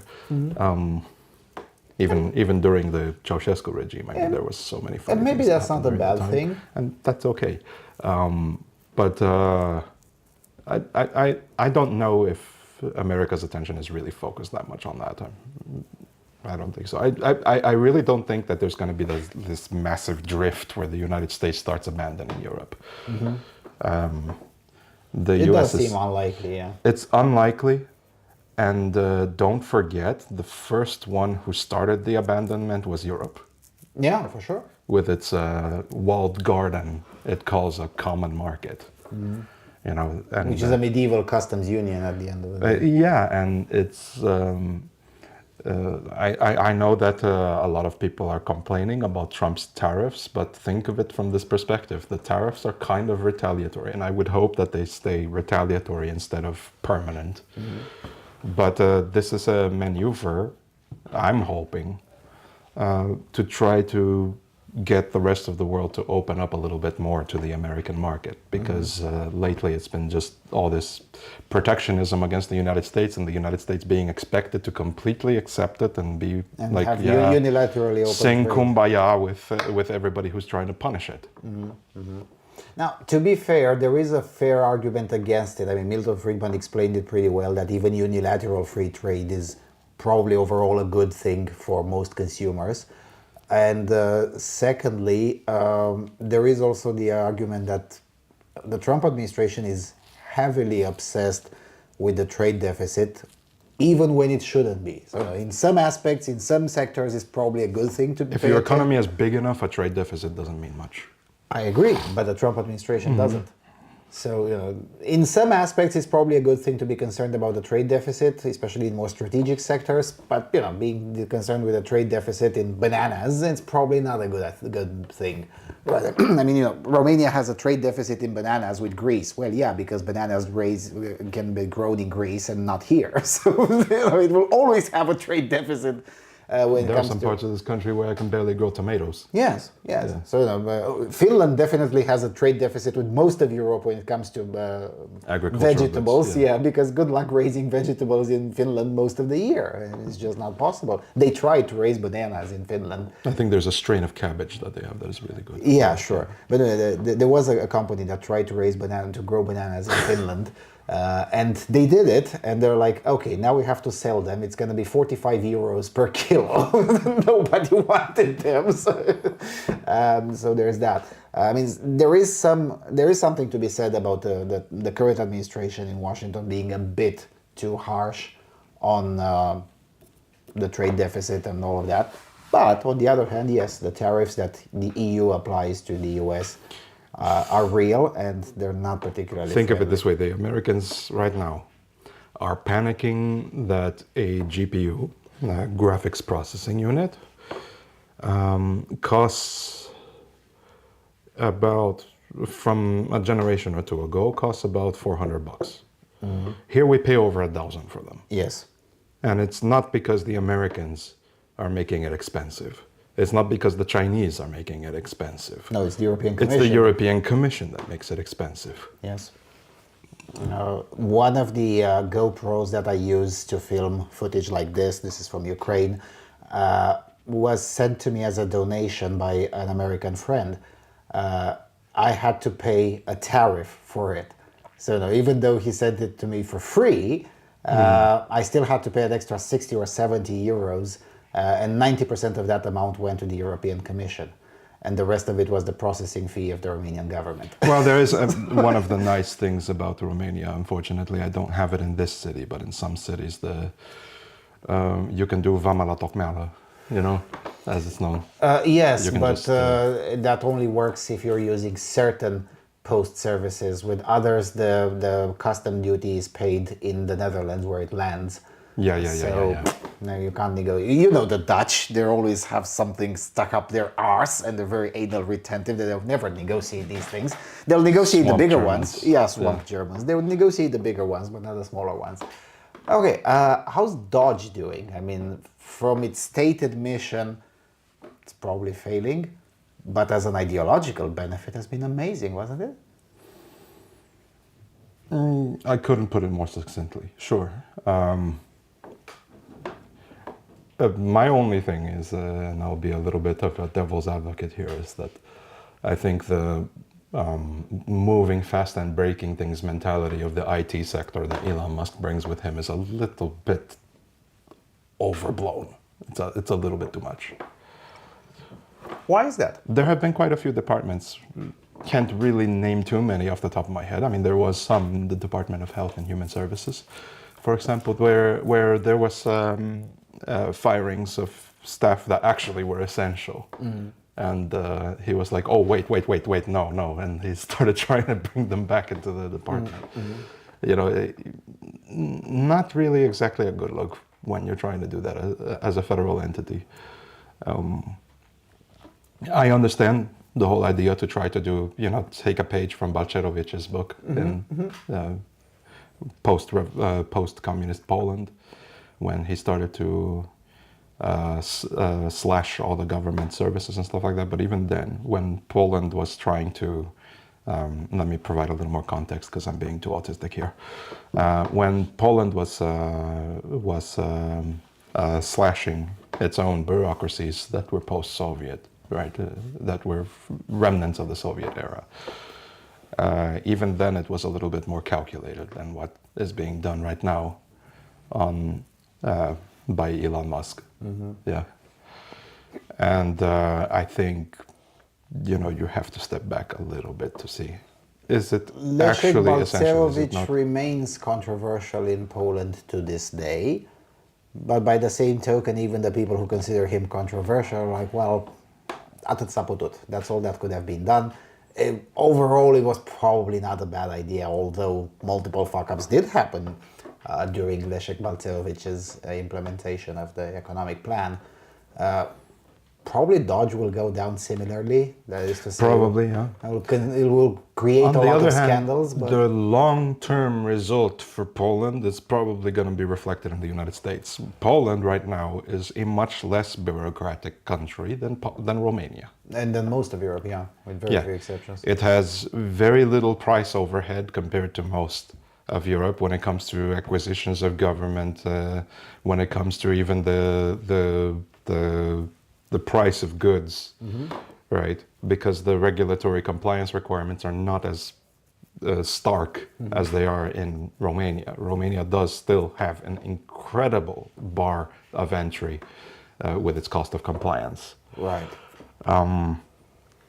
Not as bad as other. I was shocked to see that Germany actually has pretty bad cost of compliance. The German bureaucracy makes the most. That's why a lot of things that are made for BMWs and Audis and all that is made here. Are made here actually. Yeah.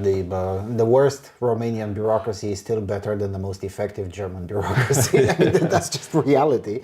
But yeah, with Dodge, I would say that move fast and break things can be a bumpy ride. But someone would have to do it, and it's probably better to throw Elon under the bus, politically speaking, at some point, than to have a politician risk this.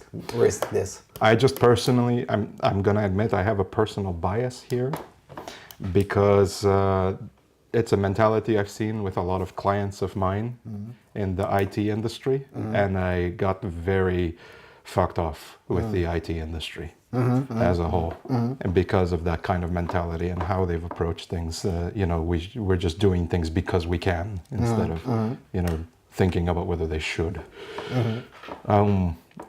But the swamp is so deep. So I have to admit this personal bias, because my opinion is colored by it.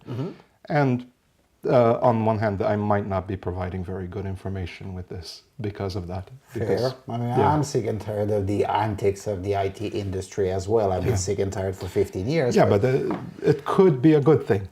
But precisely because I don't like it, I think it's a good thing to be applied to government. So it's kind of like that meme. Are you okay with tens of thousands of government workers losing their jobs? Millions. Millions. Because at some point the swamp is so deep that a little mistakes were made here and there. Basically apply the same approach that they applied to our civil liberties during the pandemic. Oh well, mistakes were made. But it was with good intentions. On the other hand, if every desire of mine is accomplished with Doge, right? If it works the way I say I would want it to, it would be functioning so slowly as to be completely ineffective. Mm-hmm. There's that, Right. There's that. I am not being pragmatic with what I'm saying, and I will admit that openly. And Dodge has an expiration date, so that's probably, Yeah, so they have to move quickly. they have to move Yeah, quickly.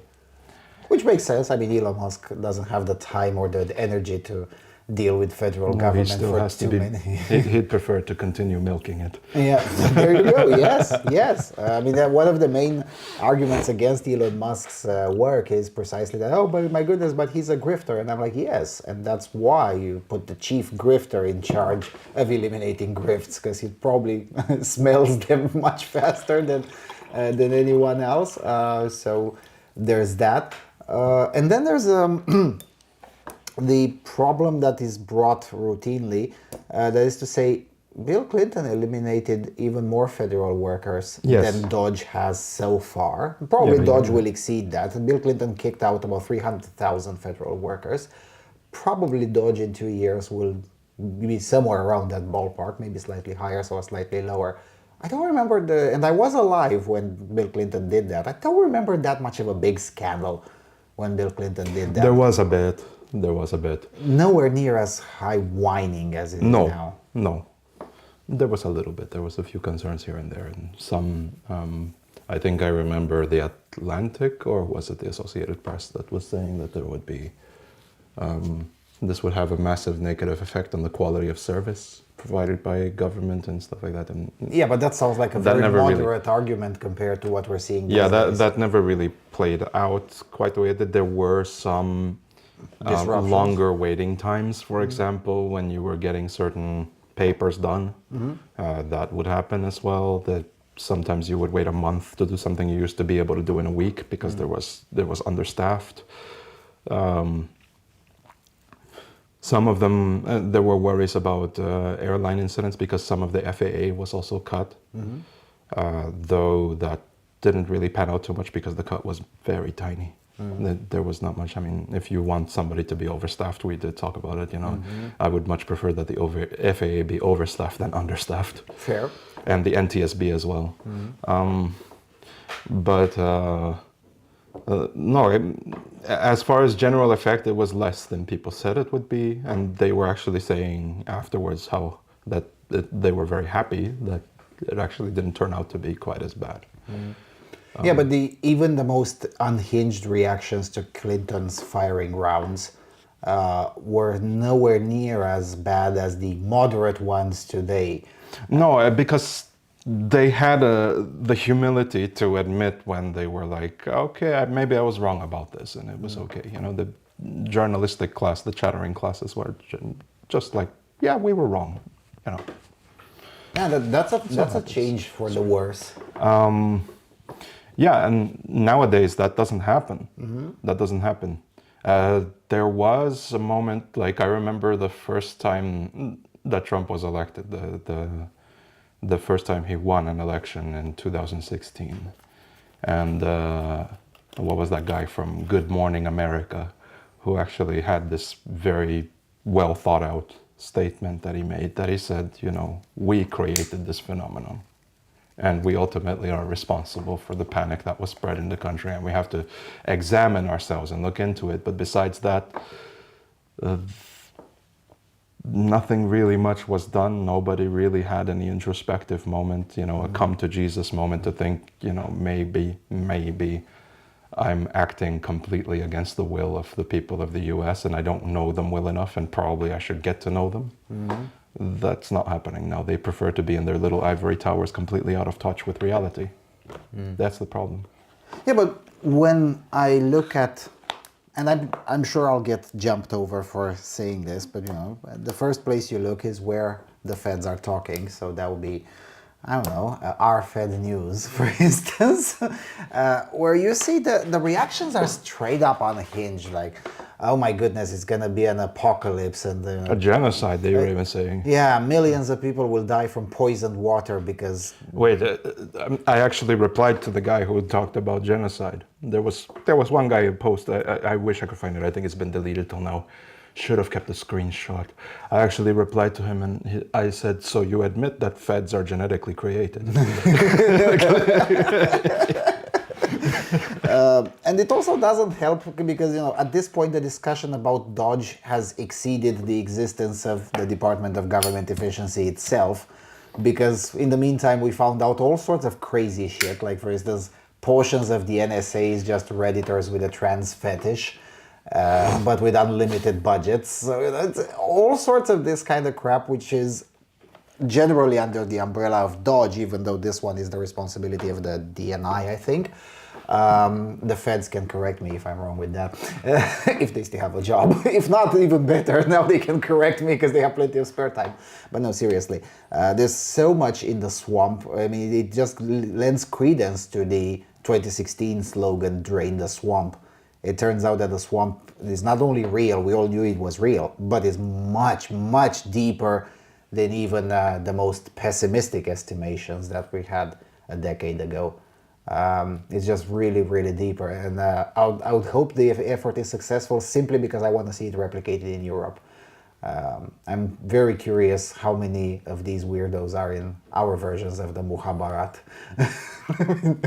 I have an idea of just how many furries there are in German government.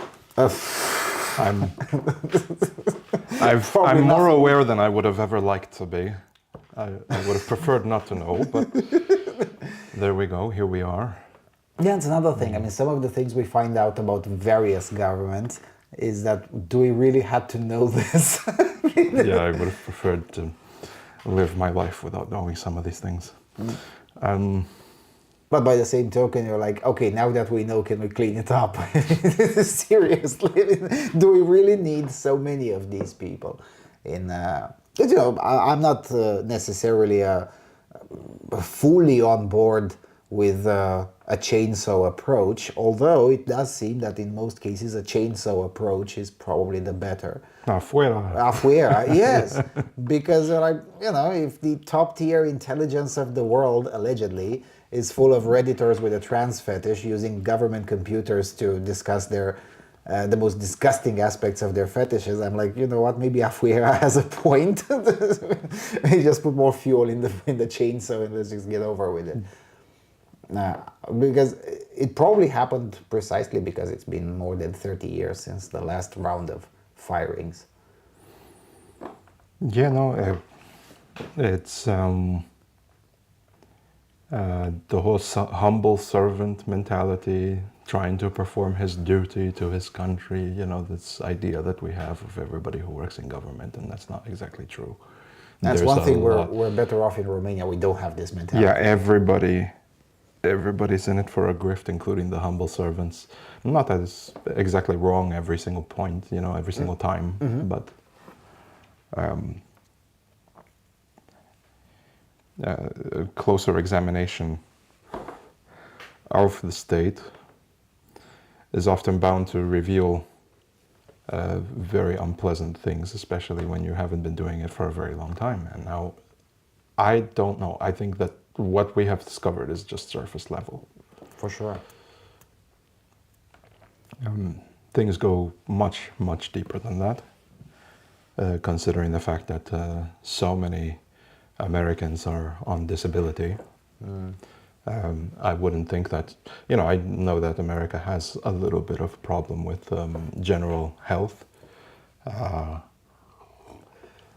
Romania too, by the way. There's very few people who go outside and get exercise. You know. Although, given how many 150-year-olds are in the US, maybe the US is not as unhealthy. Yeah. I just don't think that the United States is such an unhealthy nation as to have as many people as it does with disability. For sure. And there are deeper programs that Trump will never touch because he made a campaign promise not to touch them.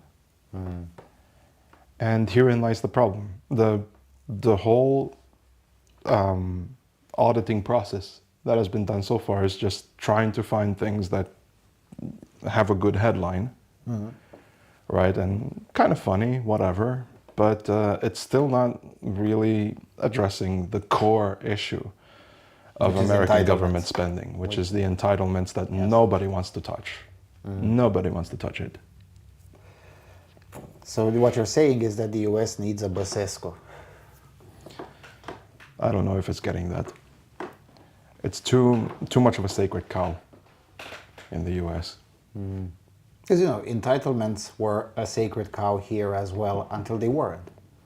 And ever since they got touched in 2010, it's now a part of normal politics. Let's shrink pensions, let's reform that. And it's just no longer a sacred. It just happens. The first time it was touched, it was a huge hullabaloo, yes. But then after that...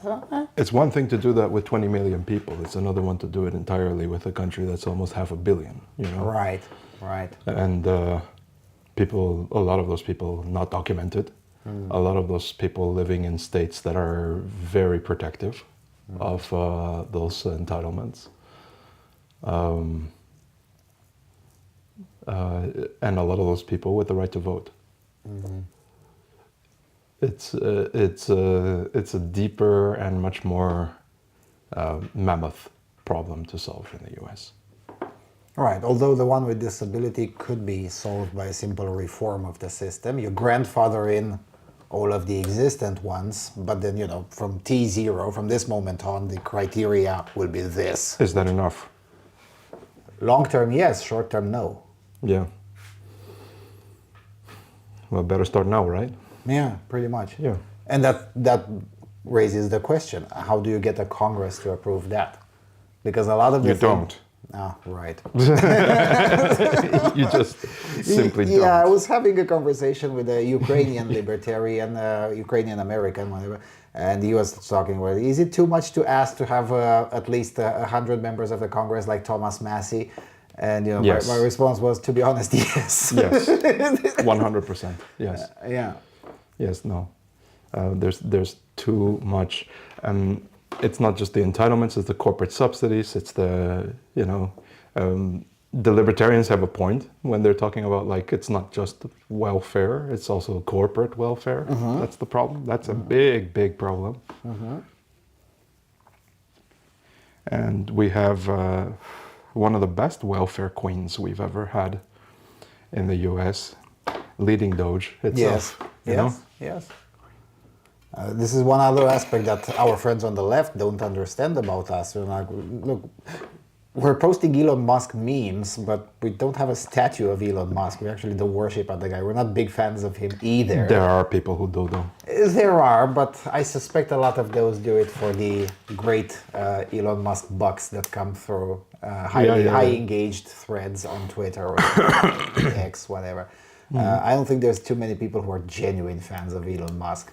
But I think there are a lot more people like us who are like, what, let's have the chief grifter audit the grifts and let's see what happens. At least make a dent into it, and then we'll have a playbook and maybe try it again later on if there is going to still be an opportunity. Nevertheless, for us on this side of the empire, on the far east of the empire, it did bring some benefits. I mean, the cutting of US aid, which I understand it was Elon Musk's idea, let's just suspend everything and see what happens, turned out to be a very good thing. So at least we're reaping some benefits, but as it pertains to the deficit generally... No, it's little drops in the bucket. Yeah. Again, it's an ideological victory, but not a fiscal one. Not really. Can it be How possible? much was it? I think less than 1% of the federal budget. Yeah, 0.1 or 0.2 of the deficit. So nothing really. It sounds like a lot, like billions and billions and billions, but at the size of the deficit, that's actually not a lot. And this raises also the question: can this be solved in our lifetimes? Let's put it this way. Let's assume we're going to be alive for at least another 30 years. Think of how, you see, over here in this part of the world, and I really, look, I already blasted Romania's political system while living in the country, and I don't feel amazing about that, but it is true. I think everything I said is true. For the most part, yeah. I criticize this country because I love living in it. And I'm about to say something pretty heinous and about a sacred cow in my country, where I come from.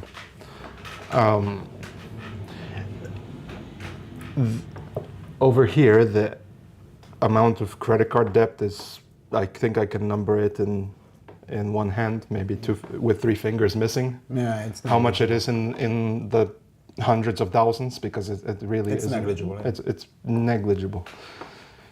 The average American is accustomed to living constantly in debt, buying things they really don't need with money they don't have. Yeah. Right? And when the average person thinks that way, your government is a reflection For sure. of you, right? And they think that the gravy train will just keep going, that they can just sentin the firo, I don't know how to say it, to keep Push the envelope, I yeah, guess. to keep pushing the envelope as much as they can, get away with it, and that's it. You know, it's this kind of constant being in debt mentality, that debt is not really a big consequence, because if you make the minimum monthly payments, it's not a big deal. And the government also has minimum monthly payments it's making on its own debt. Yeah, the problem is that the minimum monthly payments is now the size of the defense budget. I mean, that's a problem. Yeah, I would say. And sinking yourself that deep into debt, the way that you get out of it is by crashing and burning, typically. That's how it ends up happening. Either that, or you just live it out until, at some point you have either a come to Jesus moment and pay it off, which is the more rare and solution. It's harder to do. So obviously you choose the path of least resistance. You just try to live your entire life with it. And you Sneak in. You sneak by, you slither by with what you can until it becomes somebody else's problem and they can't collect on it anymore. Problem is with the government. With the government, that's not possible. It's not possible unless someone has a death certificate for the government itself, which would probably not be may a good actually- idea, yeah, but it yeah. may work. It may work. Yeah, that's the thing, is there's a possibility. I don't know how big it is, and I don't want to spread panic with what I'm saying. It's not even something to panic about if it does happen, to be honest. But there is a possibility that the United States government might just crash and burn on that debt. Yeah, in addition to the way the average person behaves, and you're absolutely correct about that, and I didn't want to believe it until I spent more time myself in the US and met real life flesh and blood people who just simply flat out refused to believe me when I told them that, look, the grand total amount of debt that I owned at that moment was like $20 because I forgot to pay the electricity bill before I left Romania. So I'm like, okay, probably my wife will pay it, or I'll pay it when I get back. And that was all of my debt. I never owned a credit card. I still don't, even now, many years later. And I just don't have debt. And they wouldn't believe me. They're like, that's not possible. I'm like, yes, it is. Your life is determined by debt. If you have a no credit score because you've never taken on debt, right? You might not be able to find rent for an apartment. You might not get an apartment rented out to you. You will have a lot of difficulty finding housing. So you have to get into debt to be part of the system that allows you to have a house, to have a car, to have a, to have a job. There are jobs that won't take you in if you don't have a credit score. And if your credit score is bad, naturally, that's also going to happen because fiscal responsibility is a liability in a company. So, especially when you're getting hired for certain positions, I do understand that. But why do I have to get to debt in the first place? If I have no credit score, that means I have no debt. All right, so, but in addition to this behavior, it's also another behavior that seems to be reflected in government as well. And this is a result of having it so good for so long. Like, very few Americans can even imagine a situation like this. From our perspective, just during my lifetime, the regime changed at least once, I would say twice. 2004 was another regime change. The constitution changed 3 times in my lifetime. The currency changed 1, 2, 3, 4 times in my lifetime, right? So it was the 80s, the early 90s, and 2005. And again in 1999 when it became convertible. So 4 times in my lifetime, right? And I'm not particularly old, No. right?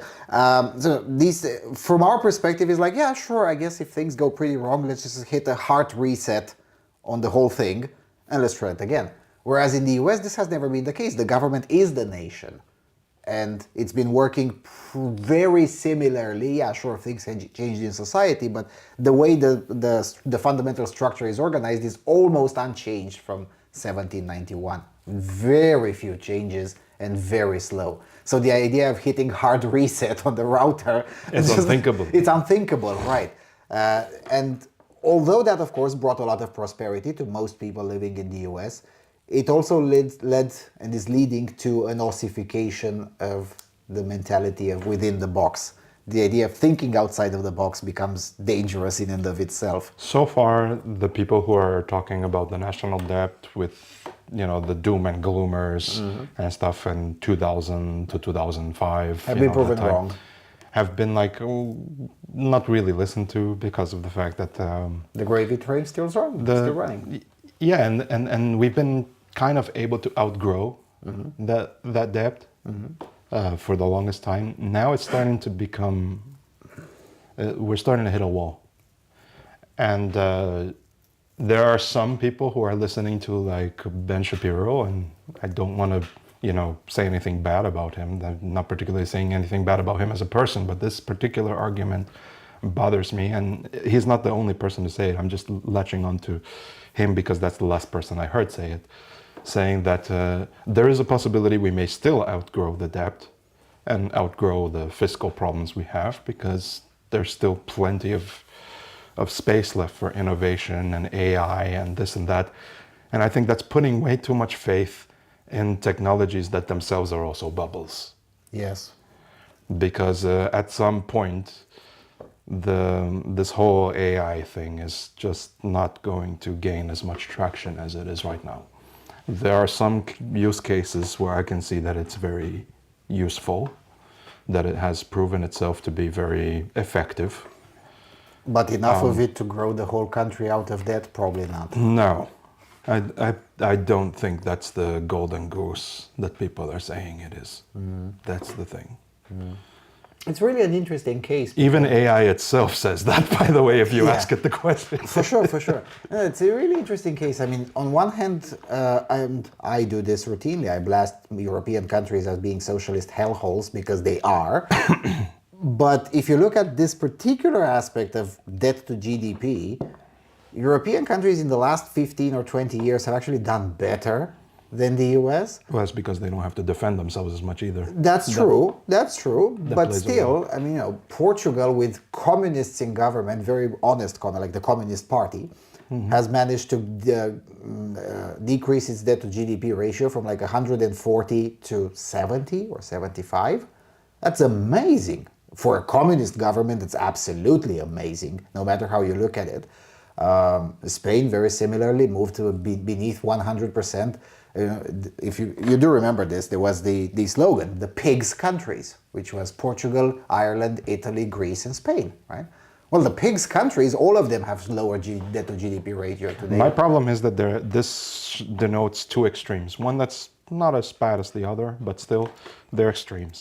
The austerity above all extreme, which is what Europe does, We're just going to cut spending, increase taxes, and roll along with that until the debt decreases, which is, it's effective. I don't know if it's the best strategy, but it's It pretty works. effective. It works. And then you have the United States, which is like innovation and growth above everything else. Just have infinite growth mentality and just keep pumping it in until our economy is big enough to support the debt that we have.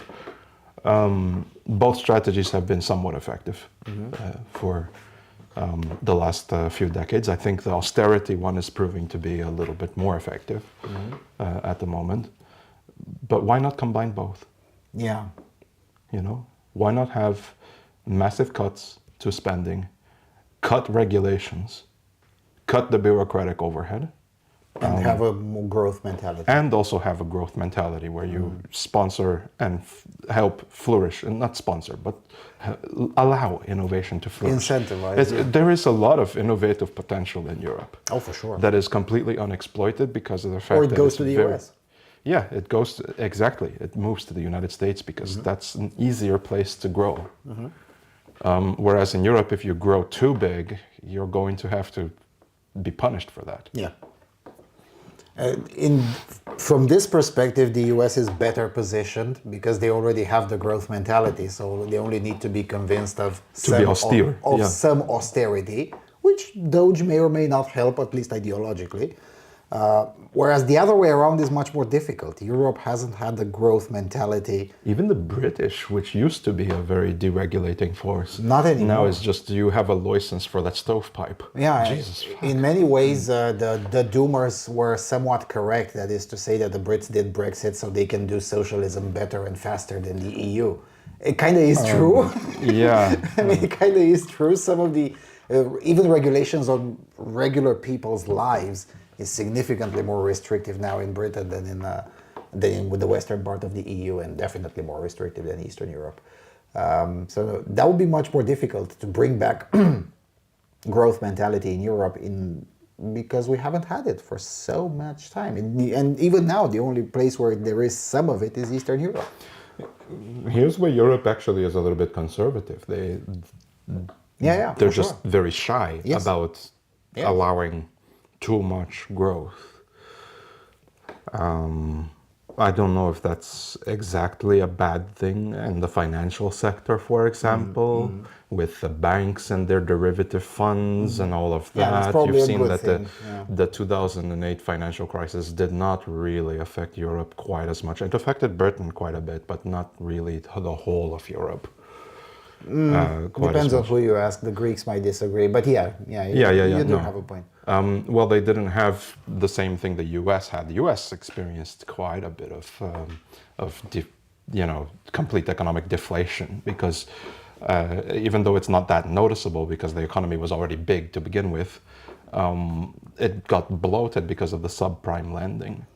Yeah, it also doesn't help that Americans treat houses in a very different The way. commodification of living space. Yeah. Yeah, I mean the way Americans think of houses is the way of a real estate speculator. And nothing wrong with real estate speculators, but there's a problem when most of the population thinks like a real estate speculator, and that is the case. They're always thinking they're sitting on top of treasure. Yes. Yeah. Yeah. It's Yeah. not much of an appreciation for generational wealth. This is the place where my family grew I up. remember being told when I was very young, who was it? It was a friend of a cousin of mine.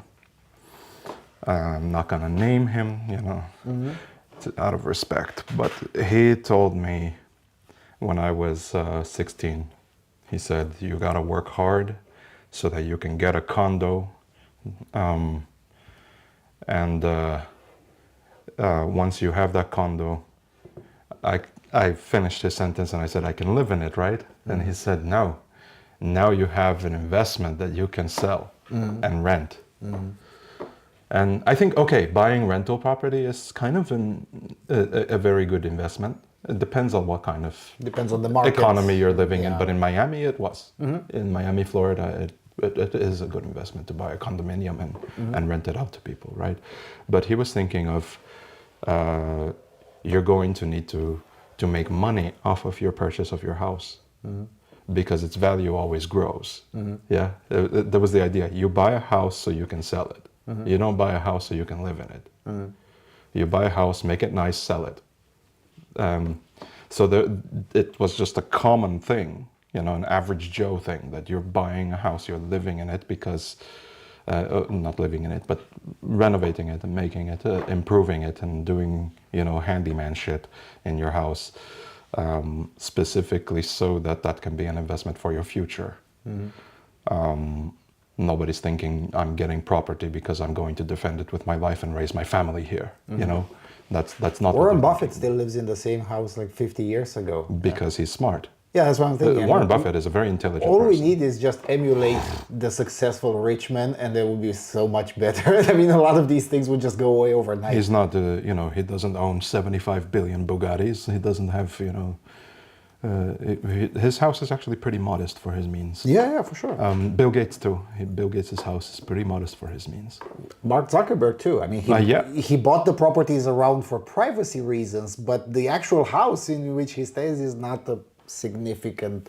It's not as big as P. Diddy's house. Yeah, for sure. Yeah, P. Diddy has a huge house. Where is he right now?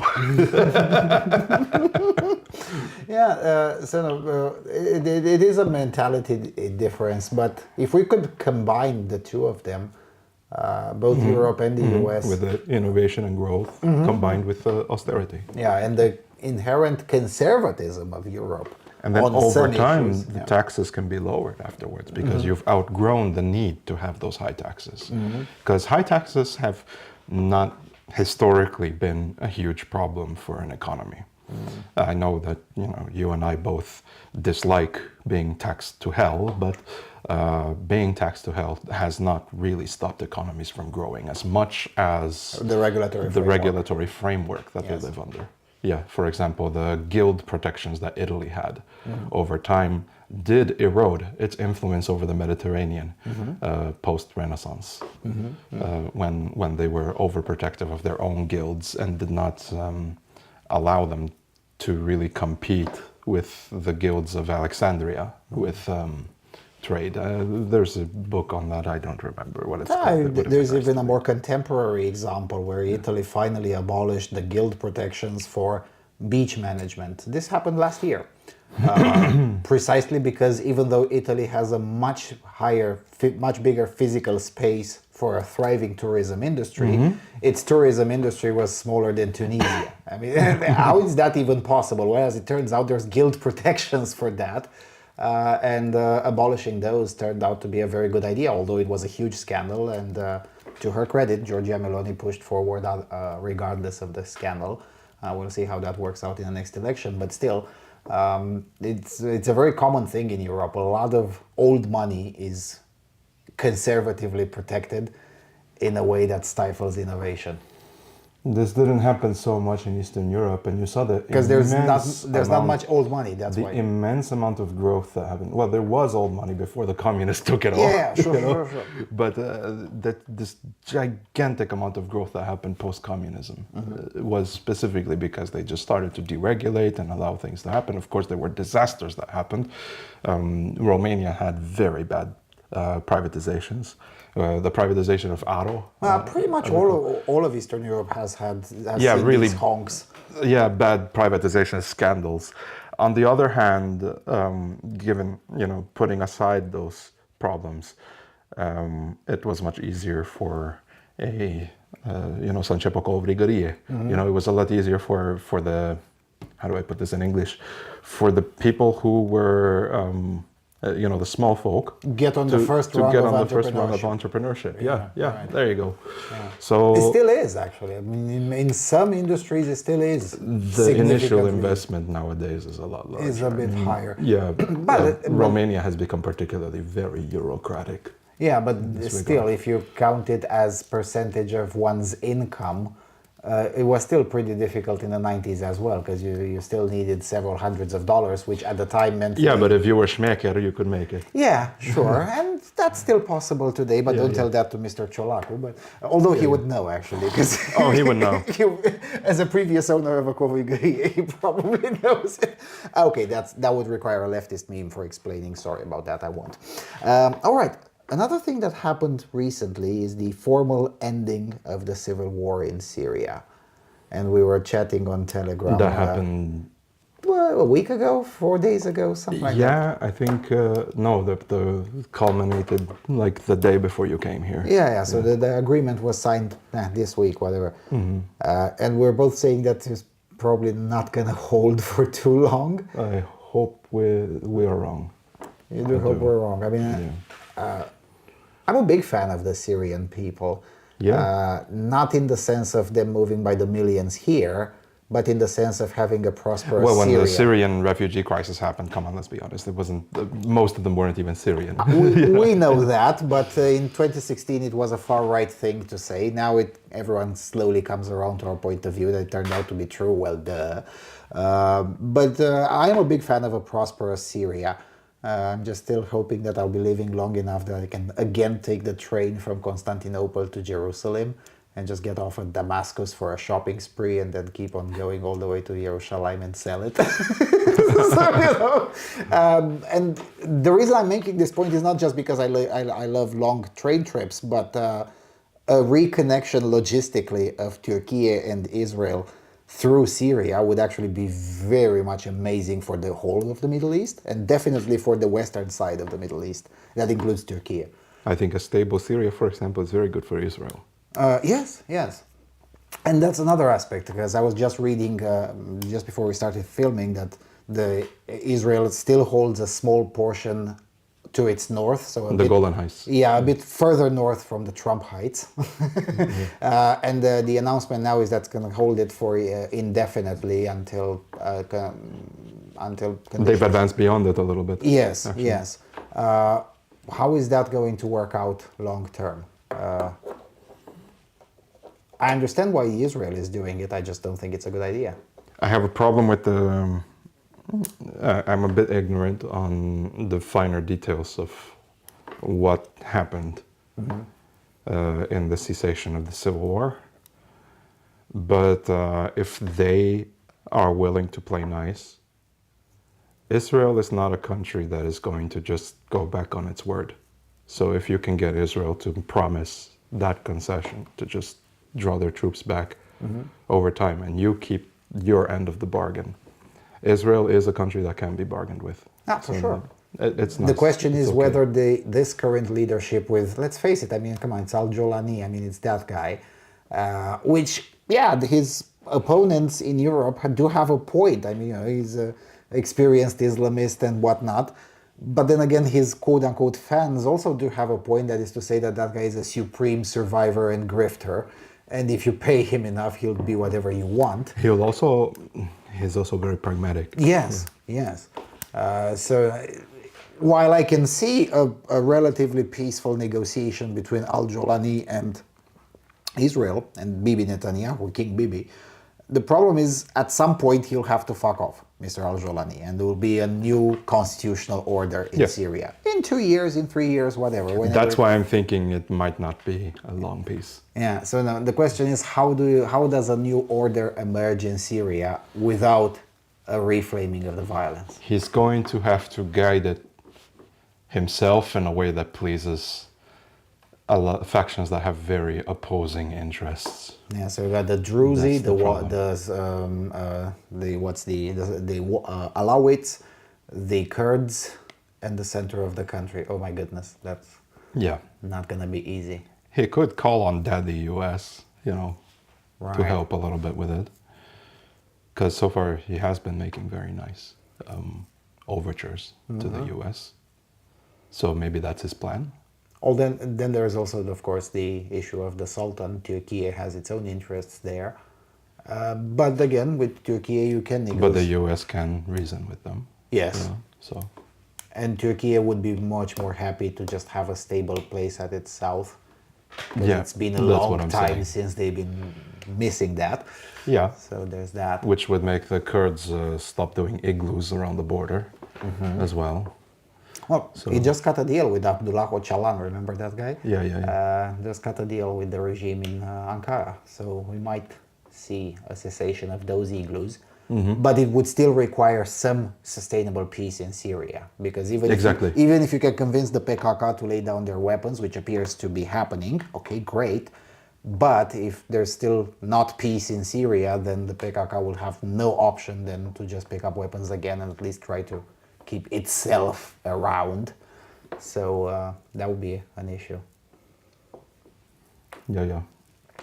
The reason I'm asking is because nobody knows what will happen. Although the internet is full of takes explaining exactly how things will happen, and it's one of those situations, and why I get a lot of flack. We often forget that we're not the ones sitting at the table. Yeah. So.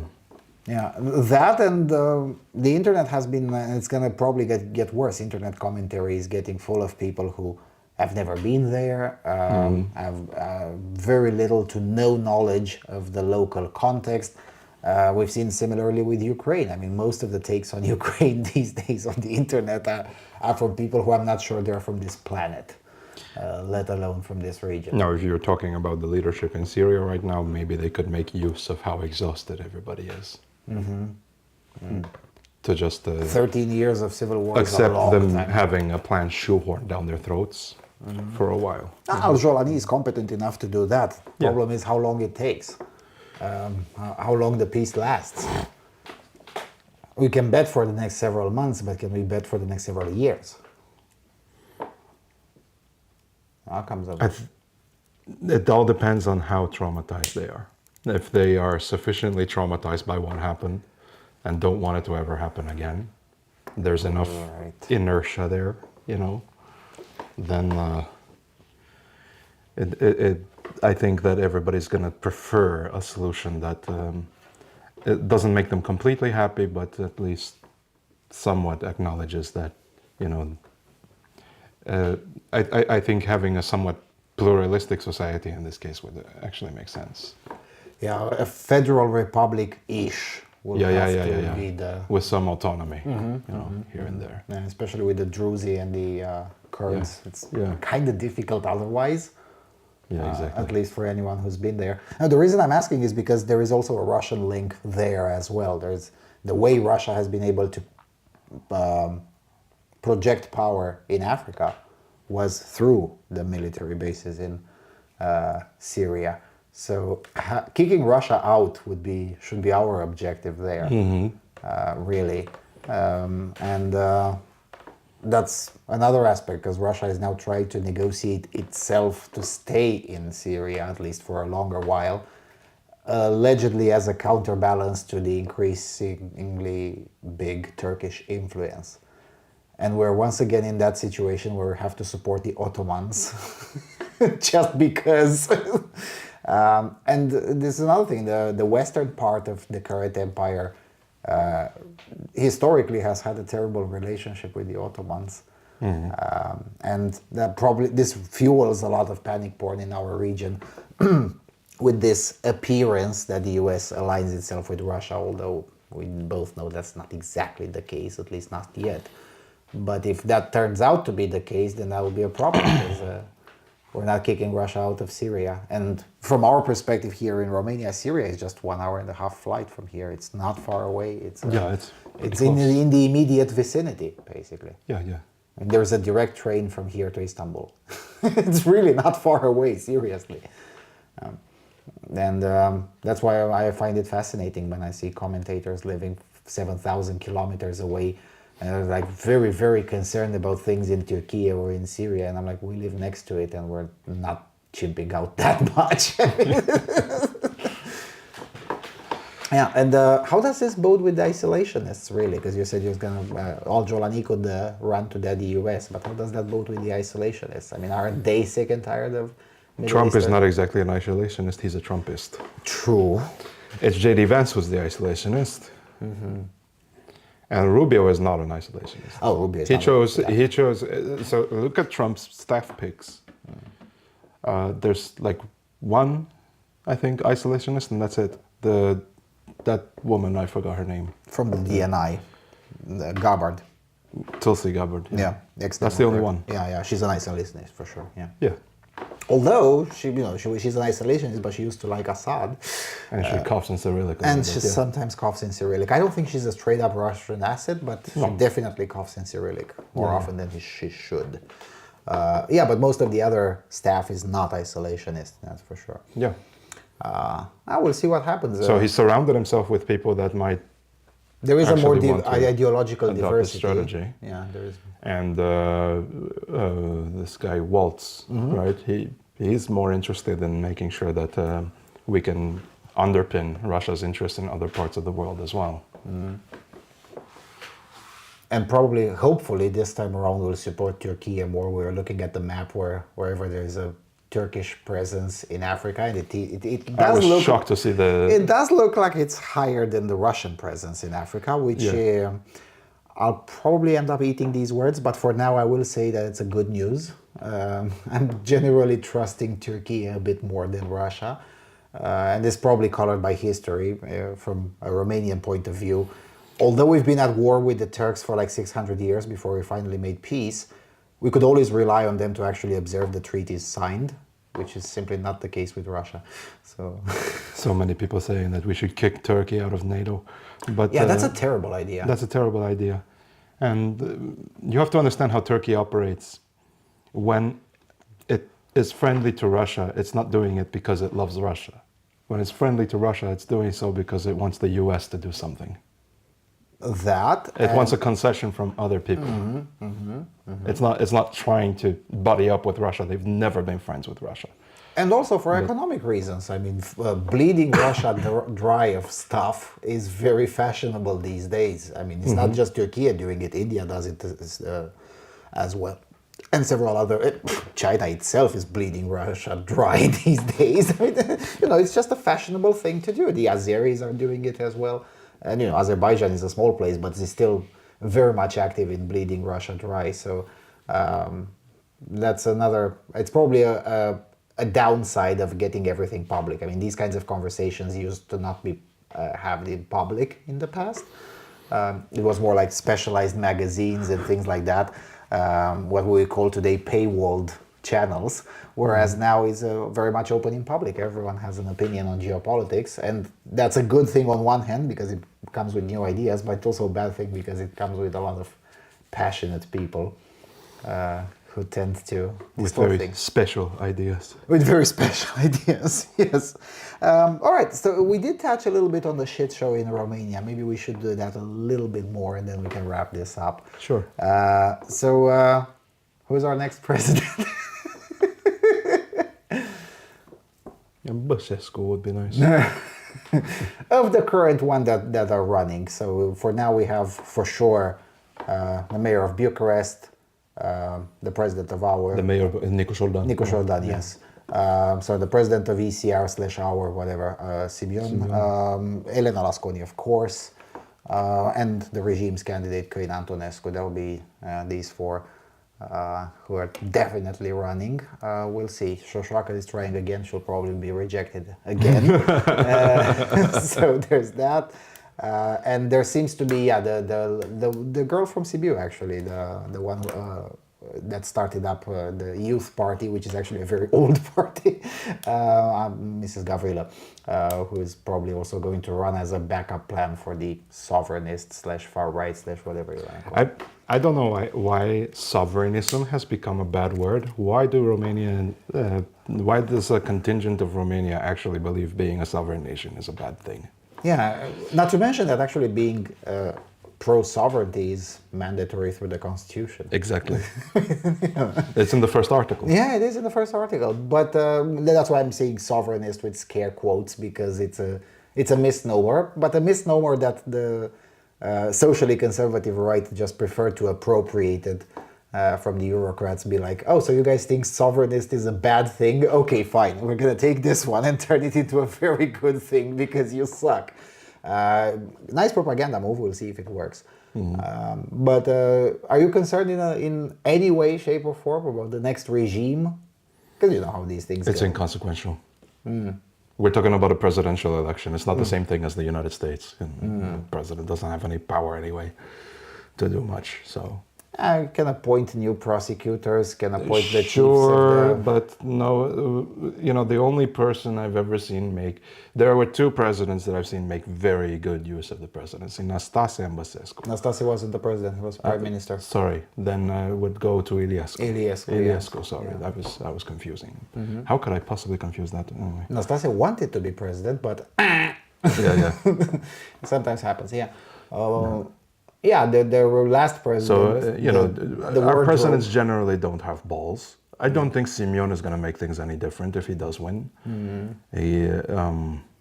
I would hope so. I would say that, seeing him go balls to the wall in the presidency is going to make for very good television. For sure. For sure. But personally, I don't know. He has, when it comes to who is going to win the first round, I think it's going to be a tie-up between, I don't know how this is going to sound, but I think it's going to be a tie-up between Lasconi, Ponta, and Simeon. You're saying that Nico Jordan stands no chance? He's only really popular in Bucharest and the really, really urban areas, right. Extremely urban areas. You forget let's not forget that there's this gigantic part of the country called its heel, And the votes are equal. It's not. And it's a very big contingent of the population, the peasant population, the workers. Our country is still not run by IT. Right. It will never be still, actually. But no, yeah. it's a heavily brick and mortar country. So the Nico Jordan kind of is pretty popular with the Redditors and stuff like that, but Redditors are like less than 1.1% of the country's population. Yeah, and their ideas. I'm not saying he's not a threat. He does have a very good base of voters. I don't know if he's going to overshadow Lasconi, for example. Really? Because Lasconi has a lot of momentum from the previous round, right. from the previous election. It was going to be her and Georgescu, no? That would run against each other. And there's a reason she won a lot of votes, is because she had a lot of institutional backing, but also she wasn't really such an objectionable candidate as the other. She smelled non-systemic, even though she's a systemic candidate. Yeah, but she managed to paint herself in a good way for a good part of, at least a non-zero chunk of the countryside to also vote for her. And I've seen that quite a bit. I was a little surprised by it myself, but I think that's still going to stick around for her. I don't know about Nico Jordan. He's very, very... I would say that a lot of people see him as highfalutin. As what? Highfalutin. Like just very urban. Right. Yeah. It's not a wrong analysis, but the reason I'm surprised is because most of the polling says the other way around, but I'm actually more convinced by your point, because most of the polling is done with a heavy big city bias. Yeah. And while oftentimes that's not an issue, when it is, the difference is just very stark. I wouldn't take too seriously what I say, though, because I haven't lived here I've lived here for nearly 2 decades, but I don't think that's long enough to really understand how much of a clusterfuck things can get. I am at least aware of it, and I know that Romanian elections tend to have really big surprises in them. We just had one with Georgescu. I didn't think he was going to make 3rd place, and he just ended up shooting up in the results. So, I would say to anybody who's listening to this podcast to prepare to be surprised that maybe somebody we didn't even mention is going to make it. This can happen. It's happened in the past before Georgescu. Georgescu is not the first person to just shoot through. And it happened in the past with someone who thought has a lot of institutional backing to just fizzle away in the single digits. Mugo Isărescu, for instance. He ran in 2000 and was considered the favorite. He didn't even make it 4th place. No. It was really, really behind. Yeah, it happens here. Yeah. And the reason I'm asking is because, well, of course, a lot of our international friends are now keeping their eyes on Romania, and most of the analysis that they're being fed is either, again, from the panic porn bubble, some of it, yes, Russian influenced, although a lot of it more influenced by not enough visits to psychiatric facilities, let's face it, the crazies, it's just is what it is, or fed institutional analysis in the sense of regime talking points. And both of these tend to obscure the fact that there's just a significant enough minority in the country. They're just like, no, fuck the regime. Who's the candidate who is the most fuck the regime possible? Right?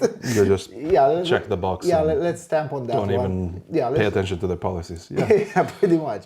And that's how Georgescu showed up. A lot more. Sure, there were definitely people who agreed with him on certain things, but most of the voters of Georgescu that I met were like, I have no idea what the guy stands for, but I saw all of the press be shitting their pants about him, so of course I'm gonna vote for that guy. So, I mean, in a way, Trump benefited from this effect as well, at least the first time around in 16. He had a much more organized campaign, though. Yes, but benefited from this effect. A lot of people were like, the press is scared shitless of this guy. Great, that means he's awesome. But the segment of the population that is straight up fuck the regime is much smaller in the US. Here is between 30 and 50% of the population. It's like, no, these guys have to lose because potato, and whatever catapult of Molotov cocktails we can use to throw at them is good enough, even if it's a dud, it's still good enough, right? So no, from that perspective, I think we could still have the fuck the regime candidate and have a potato there or turnip, or Georgescu's horse. Yeah, it's also kind of difficult because it's March 13th and the deadline is March 15th, 11:59 p.m. for filing candidacies, and there's still time for new surprises to emerge. And only on March the 19th we'll know exactly how the ballot will look like. And the election is in May, so plenty of time, plenty of things to change. So you're saying that generally you're not concerned at all, it doesn't really matter that much? I wouldn't say it does. I think a lot of the Romanian public makes the case of, makes the mistake of overblowing the importance of the presidency. Is it's it the really public not that or is the Mukhabarat/regime people? You may be right about that. I have seen this from the public too, that at least those who I've spoken to. I have only exposure to the public around me. Of course. I'm not walking around the country taking surveys. I do. I get a feel for it by just writing in taxes and talking to people, know. And from the feel that I get, at least in my city, right, is that they are too concerned with what's happening with the presidency and not enough concerned with what happened in the parliamentary. I think the parliamentary elections are always more important in this country. Whereas in the US, sadly, actually, the president has a bit too much power. So now it's more consequential. It would be nice if people would turn their attention a little bit more there too, to the local elections. And the Congress people. Because we have one privilege in the US that folks in Romania do not have, is that your local government has a gigantic amount of influence over your daily life. Much more so than the federal or any kind of, federal branch. And also in the US you have recalls. You have recalls. You can do, there's a lot you can do as a citizen of your state. Yeah, even as a non-citizen, some states even allow residents who are not citizens to get involved in politically, and that's good. I mean, for them, I guess. I don't know. I don't like the situation, but that's what we have, and states are allowed to do that constitutionally. So whatever, okay. But if we want to change that, we could ratify an amendment, for fuck's sake. Just do that instead of executive orders like we're doing now. And that's what bothers me in the U.S. is that there's so much executive orders coming from the top down to change the way things work in the country instead of the way we used to have, that he was just a glorified DMV manager.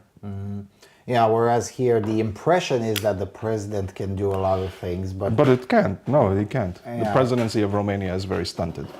Yeah, So, it can do a lot of things. That's why the Muhabarat/regime people are so concerned, because he can actually do a lot to them, because he appoints the chiefs of the security and services. it's even worse if you have a prime ministership that is aligned with the president, because that happened during Basescu's regime. It happened with Iliescu With as well. Iliescu as That well, he had. That's why they were so effective. It's because they had the prime ministership under their thumb. But that's not typical Yeah, it's not typical, and in this country. That's very this time unusual. around, especially with the delay, because we have to rerun the presidency. Honk honk. The next president is gonna be sworn in June, I suppose. Assuming that the election doesn't get cancelled again. So that your international audience understands this a little bit better, right? Especially the Americans watching. The presidency of Romania, historically, since the revolution, has been like as if though you would imagine Donald Trump being forced to run with Kamala Harris as a running mate. That's basically it. You know, that's why the presidency is so stunted.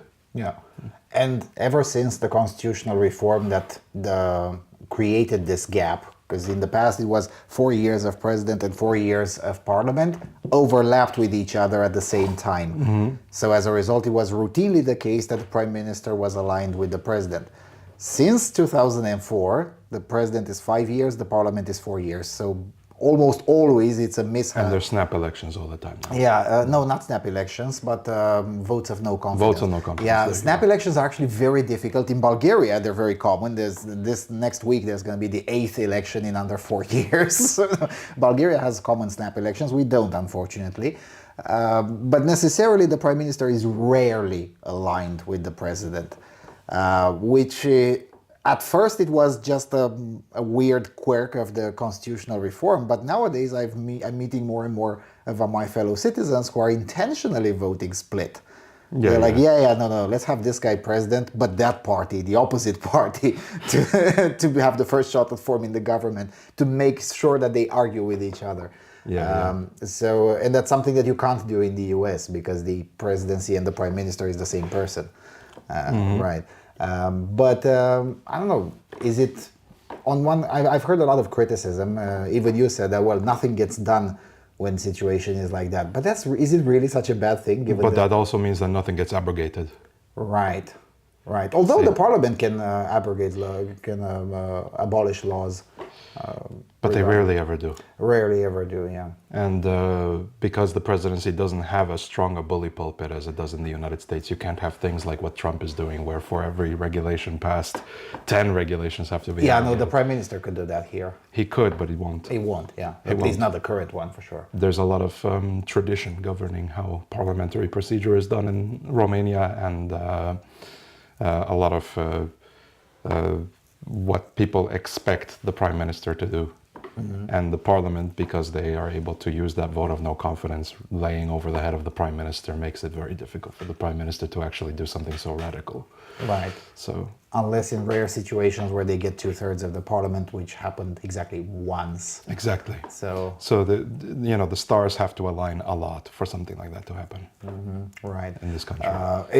Although there are some aspects where things are slightly better than in the US, like for instance, now the discussion is how to abolish the Department of Education, which I'm a big fan of it, of the abolition, obviously. In Romania, if you want to abolish a government department, you just do it. The Ministry of Sports got abolished unceremoniously 3 years ago. Nobody even noticed. Whereas in the US, you need 2/3 approval from the Congress to do that. So it's really weird. That's one of the aspects where you can actually dodge this country faster than in the US, even without much of a political clout. But on the other hand, making some of these abolition of para-fiscal regulations, that's much more difficult than in the US. So, Yeah. Trade-offs. Basically what I'm saying is trade-offs. So yeah, you're not concerned about that. Okay, fine. I'm not particularly concerned either, but I'm sure this segment will get a lot of negative comments from both Georgescu fans and Nicu Șordan fans, because for some reason the presidency, even though it's not that consequential, attracts a lot more passion in this country. Because it's a direct election of one person. Right. I think, Rather than the parliament, where Yeah. it's lists.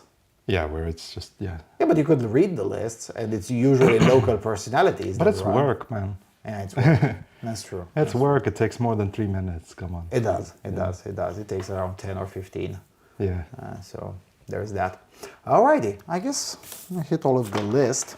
So is there anything we forgot or we should have said and haven't? I think we've pretty much wrapped everything up in a neat little bow. Let's do what Konstantin Kisin does. What's the most important thing we should be talking about and we don't? The most important thing we should be talking about and we don't talk about. Jesus Christ, that's a difficult question. I think we've already mentioned a lot of those. About the fiscal... Let's repeat something then. About the fiscal irresponsibility Of both people in government. prevalent in the United States. And how that affects us not... I don't think on the government level it's this bad, but on a cultural level, I think it's really stripped away a lot of the moral fabric that the United States used to have, leading up to, now everybody's just waving a little piece of plastic to buy whatever they want, and it's just, it's very disturbing. Especially when you know how the economic power of the United States was achieved over its history. So, yeah, no, let's try not to be debt cattle, Right. All right. With that said, thank you for your time. Thank you all for having the patience to watch this, and see you all soon. Cheers. Oh, send me to Tajikistan.